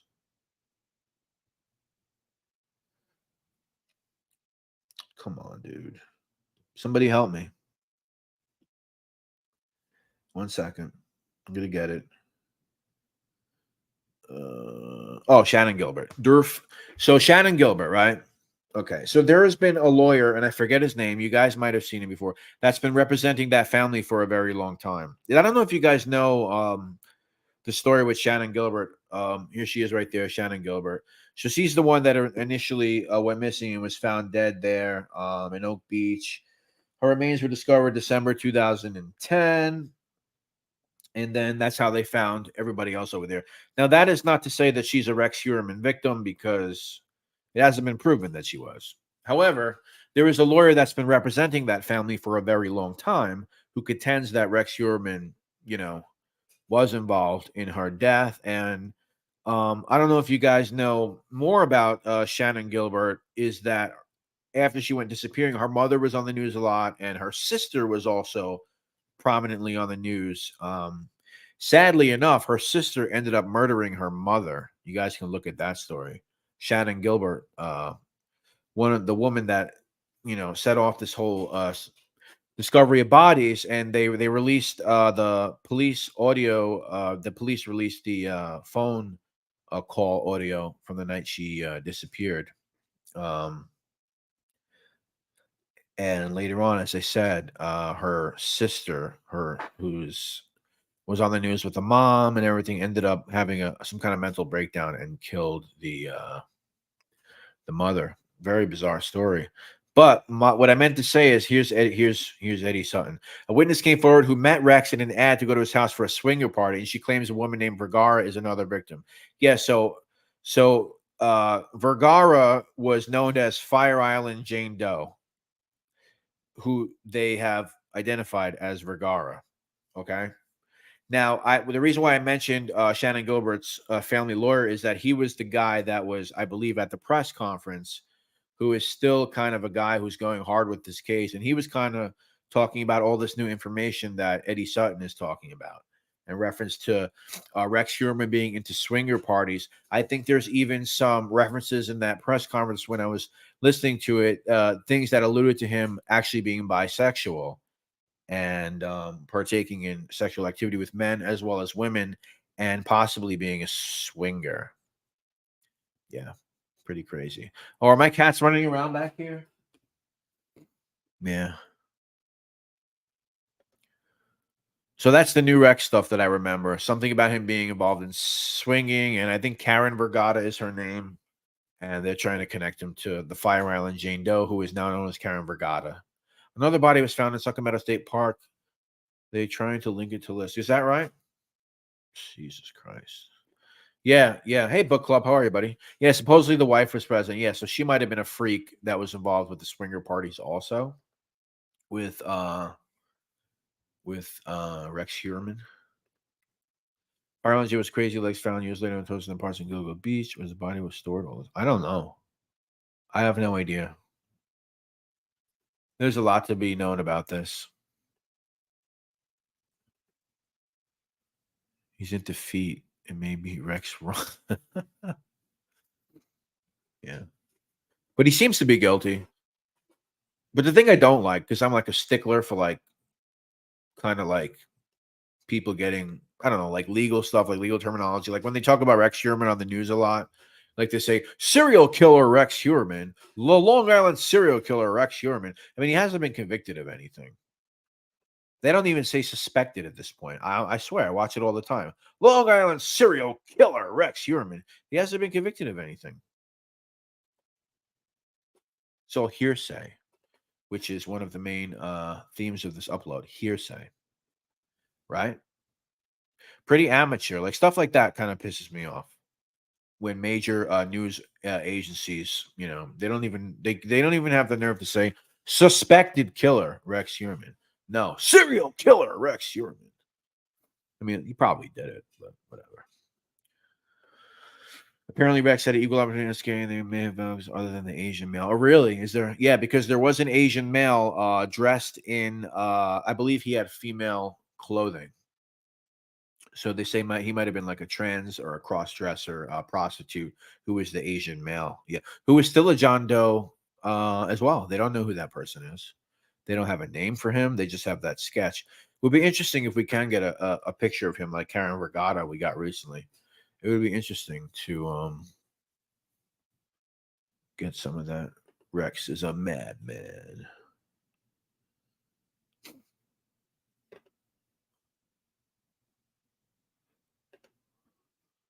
His search history was even more creepy. He was looking up a lot of CB. Yeah. Oh, was he? I know that they found a lot of freaky stuff on his search list. The head of the list task force just quit. Wonder what... Is that right? Huh. Interesting. But wasn't that the DA that was staying on as the head, which they thought was kind of weird? Am I right with that, Roro? What the hell is his name? I forget his name. I know that when he was staying on as the head spokes guy, some people were questioning why he was doing that, why he was being the mouthpiece for everything. Usually they'll step aside or something. But he was taking on the case himself, like he was going to prosecute it, like personally, like he was going fucking full in. And I know some people thought that was a little strange. I forget his name at the moment. His search is even more. Yeah, we looked at that. Oh, Tierney. Yeah, there you go, Tierney. So Tierney was. Hold on, let me just make sure I'm thinking of the right guy. Ray Tierney, right? Ray Tierney. Yeah, so some people thought it was weird that Ray Tierney was going to be the guy that was actually going to go through and prosecute the whole thing. So maybe that, or was it Rodney Harrison? It was listed in the bail affidavit of all the search terms he was looking up, including necro. Jesus Christ.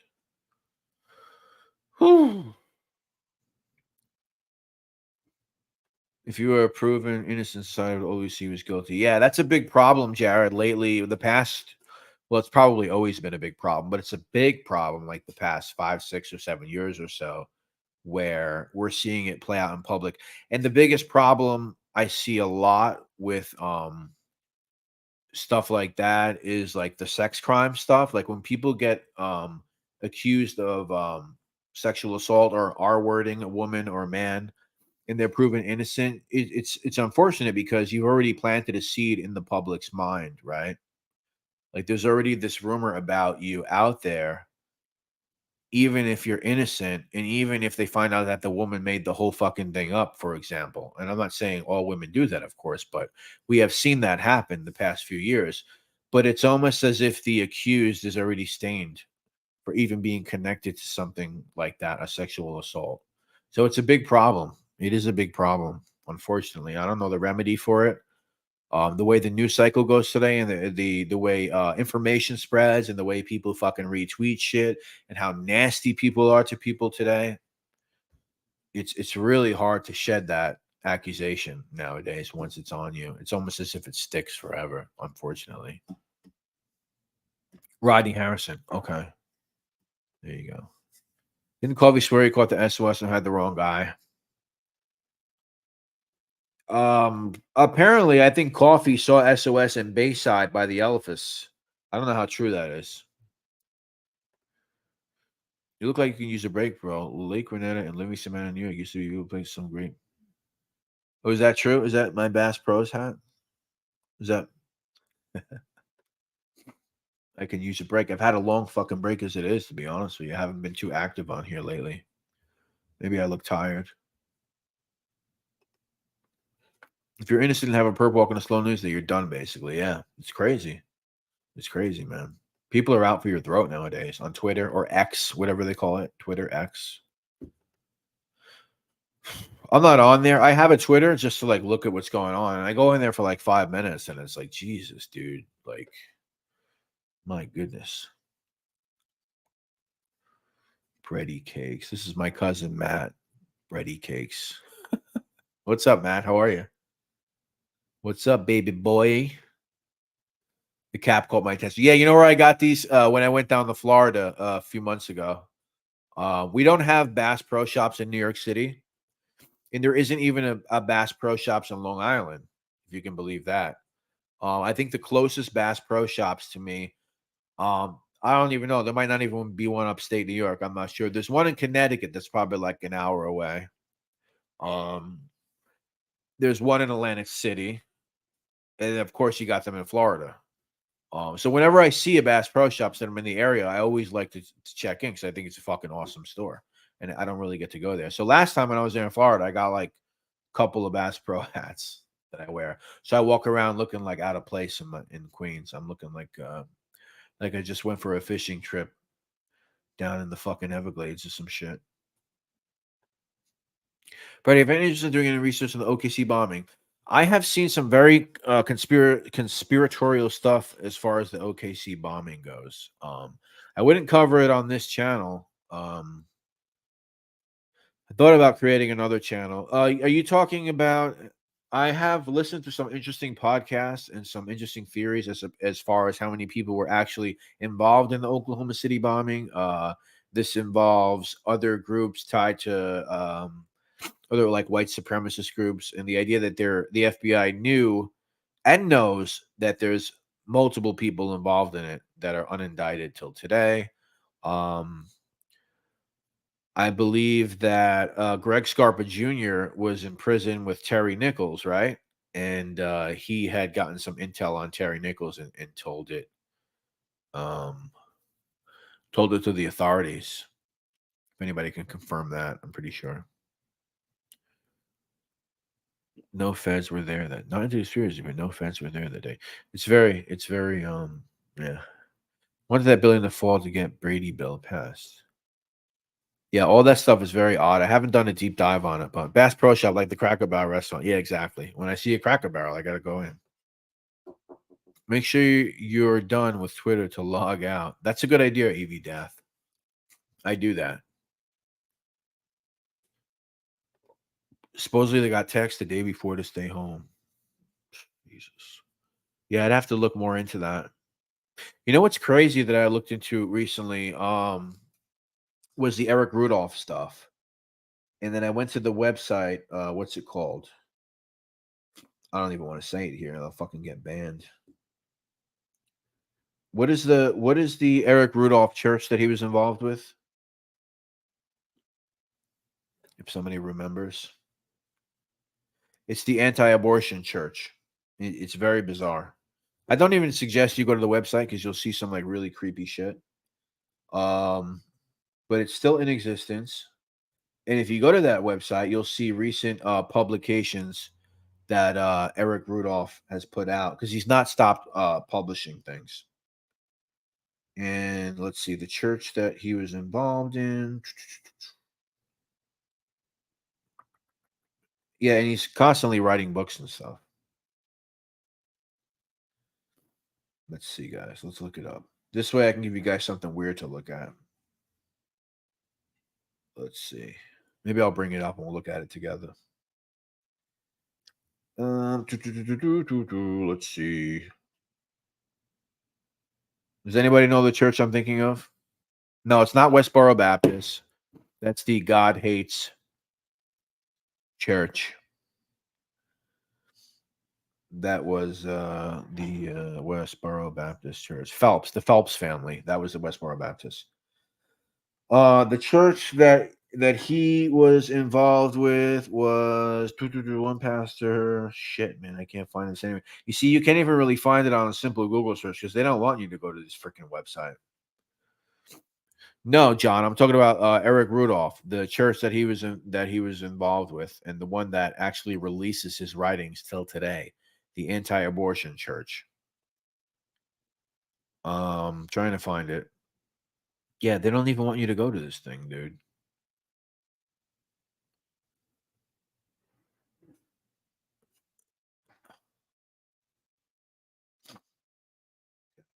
Guys, help me out, please. Please help me out. Writings from prison. Okay. Army of God. There it is. The Army of God. Let's go to the Army of God website, guys. All right. Let's do that. Have some fun. Let's have some fun on the Army of God website. Okay. Armyofgod.com. Okay. You know what, guys? I can't go to the website because they'll fucking take my channel down. I can't go to the website. I'm sorry. I can't go to the website because of some of the graphic imagery. Army of God is the church I'm referring to. And if you go to that website, you're going to find pictures of aborted babies. You're going to see a lot of crazy stuff. And you're going to see, I'm pretty sure, stuff on that website where you can buy Eric Rudolph, the Atlanta bomber. You can buy some of his writings, I'm pretty sure. I'm looking right now.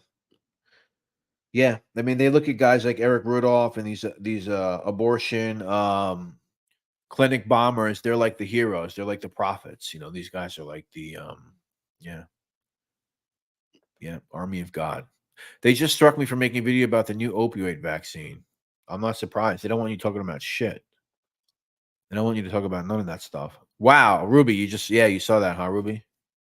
Ruby, is Loomis live? Because I think I was going to go over there to join them in a little bit. I just have to make sure.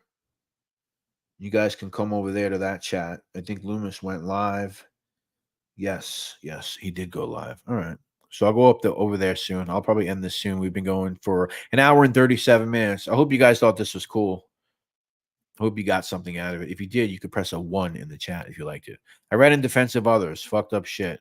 What is In Defense of Others? Is that one of his books, Rudolph's?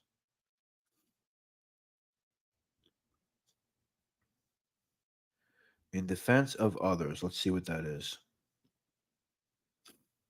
In Defense of Others. I don't know. I'm not going to look it up. Lots of ones. Thank you so much. Matt Pope. Matt, what's going on, buddy? I haven't seen you in forever. Come on. And Matt says up here, free Ross, referring to Ross Ulbricht. Yes, free Ross Ulbricht. Free Ross Ulbricht. Good night, Bruno67. Thanks you for being here, brother. I really appreciate that. Thanks for hanging out. You're the man. Kathy Ramsey. Kathy Ramsey. Is that like John Benet Ramsey's mom or something? That's my first guess. It's not Dave Ramsey, right? The financial quarterback or whatever. It's not Dave Ramsey, right? Censorship never works, but it never seems to run short of defenders, does it? Yeah. It doesn't really work. It just makes people mad. It just radicalizes people further when you shut them down, you know? It really does. Okay, I'll look into that In Defense of Others. Censorship was crazy. Now, Sogar posted his grandfather's World War II photo on a Facebook page for Veterans Day, and they blocked the photo because he was holding a gun in it. Yeah. I got to tell you, I'm really not on Facebook anymore. I am, like, I have an account, and I talked to a couple of people on Facebook Messenger, but like a year ago, like I was getting flagged for things I put on in like 2017, 18, like stupid memes that are like out of my memory. I don't even remember them. And I was getting flagged for them, and I was getting like warnings, like They're like going back in time and like flagging people for shit. That's weird, dude. That's weird. I mean, that's like the computer version of like going back in time in somebody's history and celebrity and seeing if they said something crazy 25 years ago so you can ruin their life. That's like the same algorithm. Like, what is that about? Strange. Evie Dath, what's up? Watching in traffic. Be careful out there. Don't get into no accidents on account of me, please. Might have to do a story on you if that happens. Just kidding. Where the guys take all my money and makes it rain. Where the guy says, take all my money. It makes it rain. 063. Yeah, I'm not surprised, man. Elon needs to make his own YouTube. He's spoken about it on Rogan. His own YouTube. Wow, that would be interesting. That would be interesting. I tell you, though, like, I don't really get in trouble. If you guys watch some of my uploads, I do curse a lot of them. I'll act out a scene and I'll pretend like I'm somebody in the story and I'll say F word. And honestly, I don't really get in trouble because from what I can tell, from what I hear, is you got to play it cool in the beginning of the video. So if you open up a video for an upload, like a documentary style or whatever, and you're like, fuck, shit, automatically they're like, nah, we're not having it. If you sneak an F word, a shit, or a whatever, like 15 minutes into the video, 12 minutes in, I think you're good because I've done that a lot and they've never demonetized me for it. You know? So we'll see, though. We'll see. I'm sure it'll happen soon. In a few years, YouTube will start going back on all my stuff. They don't like sex, though. They don't like sex. They don't like you talking like explicitly about sex or porn, which is odd. Because you think that's like okay nowadays. You can go on Twitter, I mean, and you could see hardcore pornography on Twitter, no problem. I mean, you could see that so easily, which is it's weird. Yeah, Marketplace also. I love Facebook Marketplace. It's great. There's porn stuff here. On YouTube there is? No, I don't. If there is, I haven't seen it. I don't know. Change your intro music, B. LOL. I can't. Ro. I'll call you in that voice one day, Ro. I don't understand why the censorship works on YouTube. I see certain videos get away with everything and others get flagged. I don't understand it either. I don't know. I can't. Now, there's no doubt that some of the bigger channels can get away with things because they have like this partnership with YouTube and YouTube recognizes them, unless it's political. We've seen a lot of people with political pages who comment on culture and politics that if they take it too far in one direction, then YouTube is like, nah, we ain't going to have it. And they'll demonetize you. Somehow they know how to put commercials on the most suspenseful parts. Yeah, that's the downside of it, Jared. And, that's a lot of way like guys like me can try to make a few bucks on YouTube with the ads. And unfortunately, it's a part of it, And if you saw what creators made from ads on YouTube, you would probably laugh. Because it's, honestly, I have good months on YouTube where I'll make a few bucks, but generally it's really nothing to write home about. It's a nice it's a nice extra additive to the month, but it's nothing that somebody like me could survive on. I'd be living in a cardboard box if I depended on YouTube ad revenue, but that has to do more so with the size of my channel and the views and everything.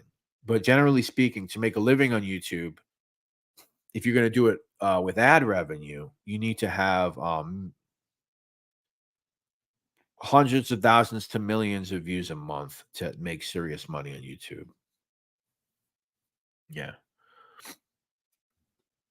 Some people do that with a donation, where they get a bunch of donations. They do a lot of live streams and they make thousands of dollars in donations. I'm not one of those. I happen to get some nice donations, as you've seen tonight from this live stream. But I only do live streams 2 or 3 times a month. Maybe you think I'm stupid for doing that, and you should. Supplemental income. Fucking shit. Income. It's like band merch. Is that how it works, Eddie? Yeah, I'm sure that's probably yeah. I could see that. Yeah, I can't even imagine how that works. I mean, nowadays, from what I could tell, Eddie, that's like like band merch and a lot of that marketing and all of that stuff is where a lot of these people are making their money, right? A lot of musicians, because no one's selling albums, right? So you have to like go hard with merch and marketing yourself and social media, and you have to like go all out to be creative to bring people physical things that they could hold or have or put on their wall. That's the idea that I get, at least. I don't know. You do what you love, what you're into, which matters most. Yeah, I mean, I don't do this, because I think of with a channel that's good, it should make someone a living. I would, unfortunately, the mob genre is fine. Yeah, it's not the biggest genre either. That's why I try to do non-mafia stuff. I kind of pigeonhole I kind of put myself in this genre like this. But at the end of the day, it's New York City crime spot, so I'm not stuck with like a mafia name for my channel or some shit like that. But I haven't been as active for personal reasons lately. Maybe I'll speak about those one day. But I definitely have a reason for not being as active the last month and a half to 2 months. But I have a lot of things working out, and my goal is to just keep getting better on this channel. And I know that so I think that there's two types of people that create content on YouTube. There's creators that do it, and they do it because they want to get rich quick. They want to make a lot of money quick. They want to put out a lot of shorts. They want to go viral quick, and they want that easy path to success, right? And there's people that are going to do it, and they're only going to do it if they see that money coming in, if they see that success, or if they see that donor base coming in. And if they're not doing it for that, then there's no reason for them to be doing it. That's one type of people, or a couple of type of people that do YouTube. Then there's the type of people that do YouTube that look at it, I would say, in a sense where it's like an investment, right? Where it's like, okay, I have to work hard and I have to put out a lot of content and I have to hope this is going to pay off. And maybe in 2 years, 3 years, 4 years, I can get noticed by somebody who appreciates what I'm doing, and I could keep getting better, and maybe it'll turn into something beyond YouTube. And they recognize that they have to pay dues in order to get better, in order to organically grow their audience.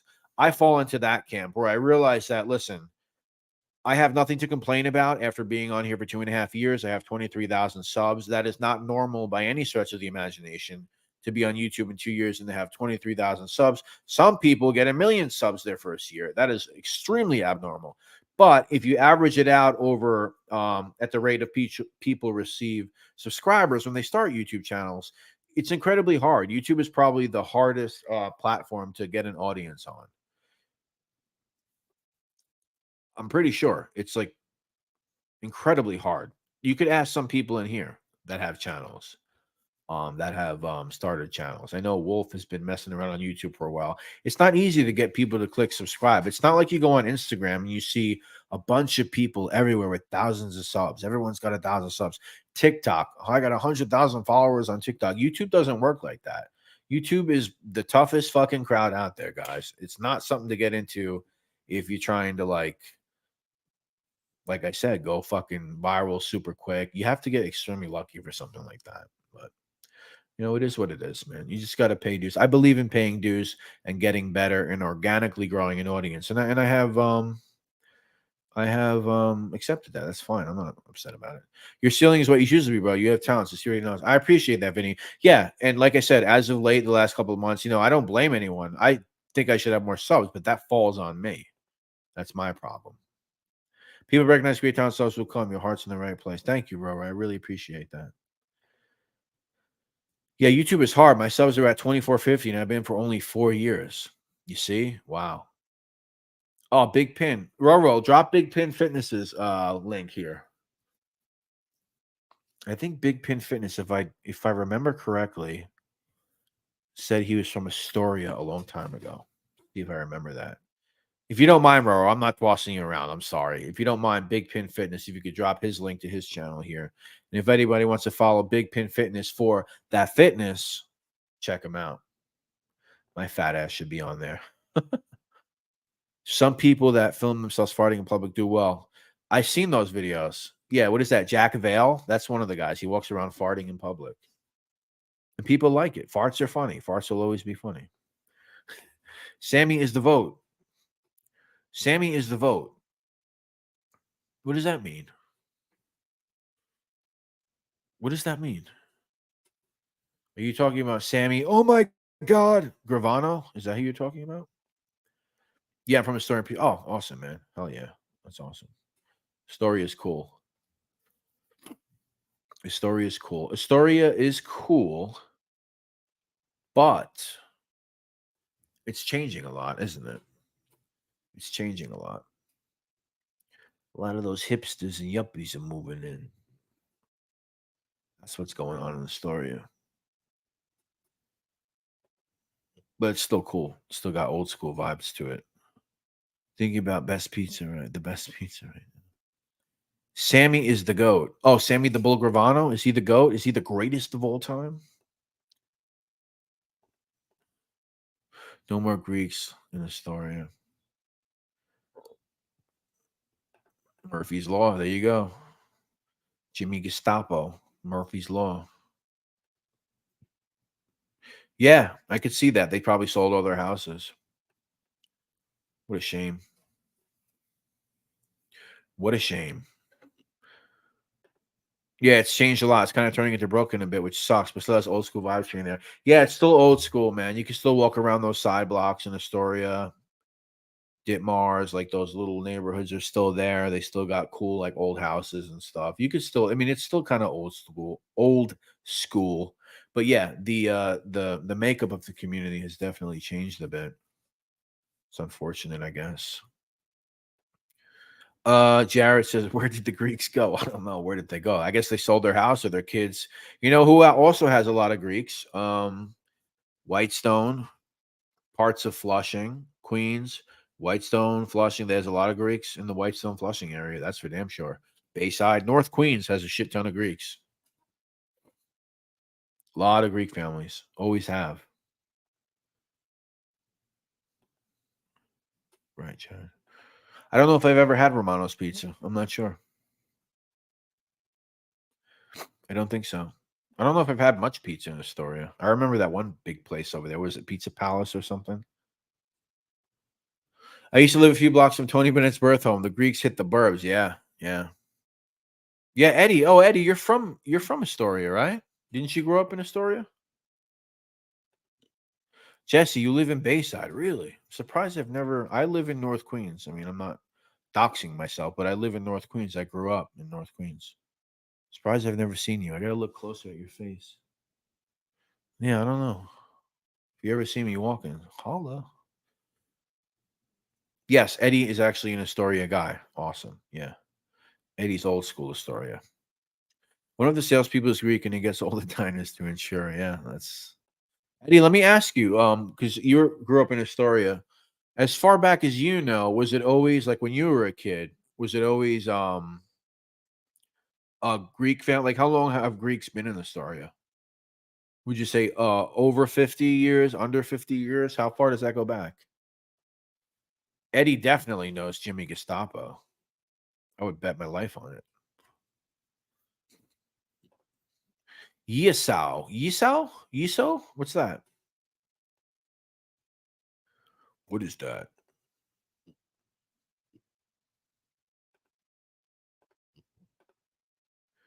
Opa. Oh, are these like Greek stuff? Okay, I get it. I'll let Eddie answer. I'm going to head out in a few minutes, and if anybody wants to go over to Loomis's live stream, check it out. Very Greek in the 60s and 70s. More Greeks than Athens, statistically. Okay, so when you were growing up, it was very Greek. Okay, interesting. Very Greek in the 60s and 70s. More Greeks than Athens, statistically. Okay. My grandmother and mom lived there most of their lives. What they say, Greeks been there since, I think, the 70s, maybe further back if I can remember. Okay. Okay. Interesting. Yeah. I mean, I'm sure there's definitely, a lot of Greeks there too. But anyone, you go to Astoria, great food. Taverna Kaklaides, they opened one up in Bayside on Bell Boulevard a few years ago. I used to like to go to the one in Astoria a couple times. Serve you wine while you're waiting for your table, 40 minutes, but we'll give you some wine while you wait. That's a plus, right?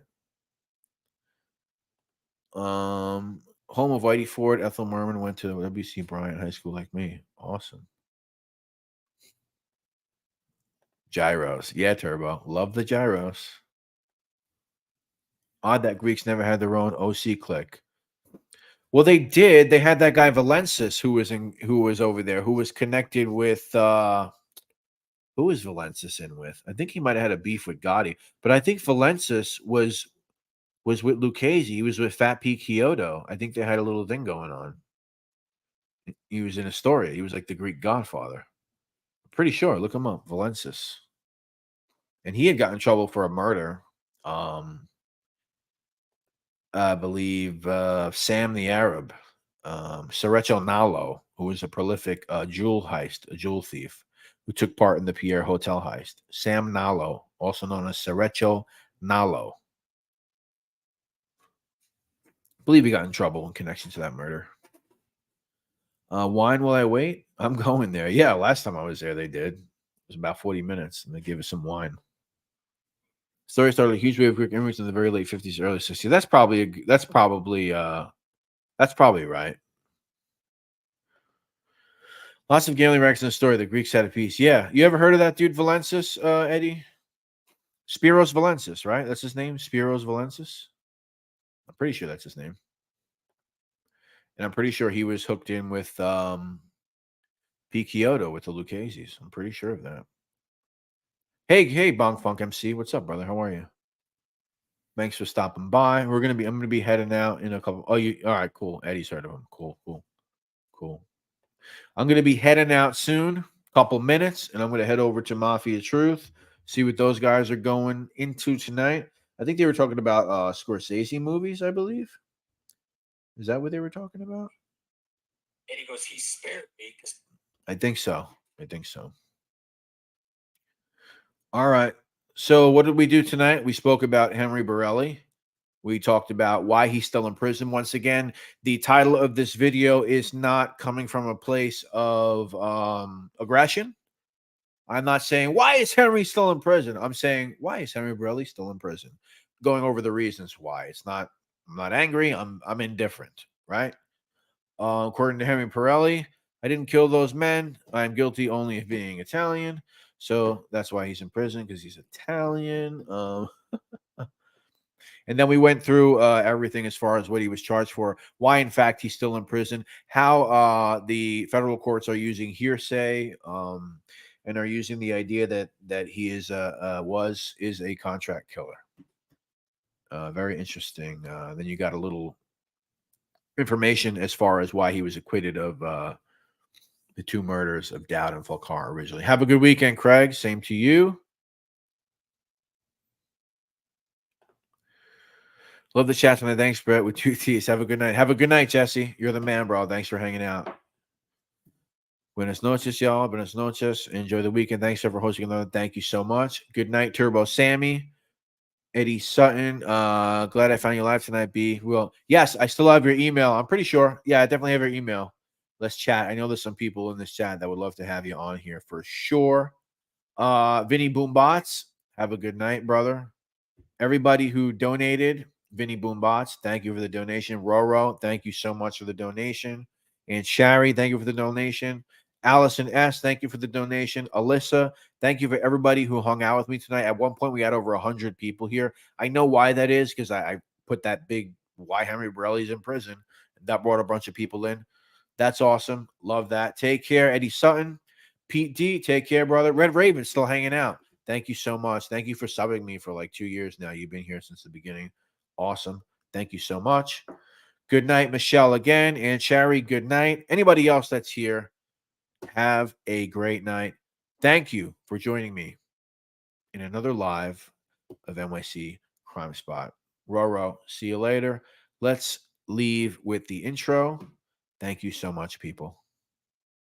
Years on, things are real horrible here in New York, all over. You're dealing with a lot of people that are maniacs today. We're dealing with an individual who's very basic, who only knows two things, rip off or be ripped off.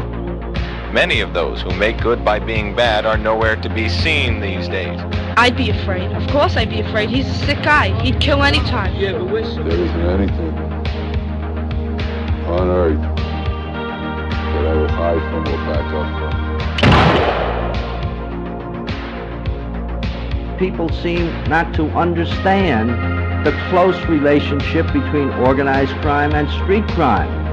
And certainly in dealing with street crime in his area or any other kind of crime, the uniform patrol.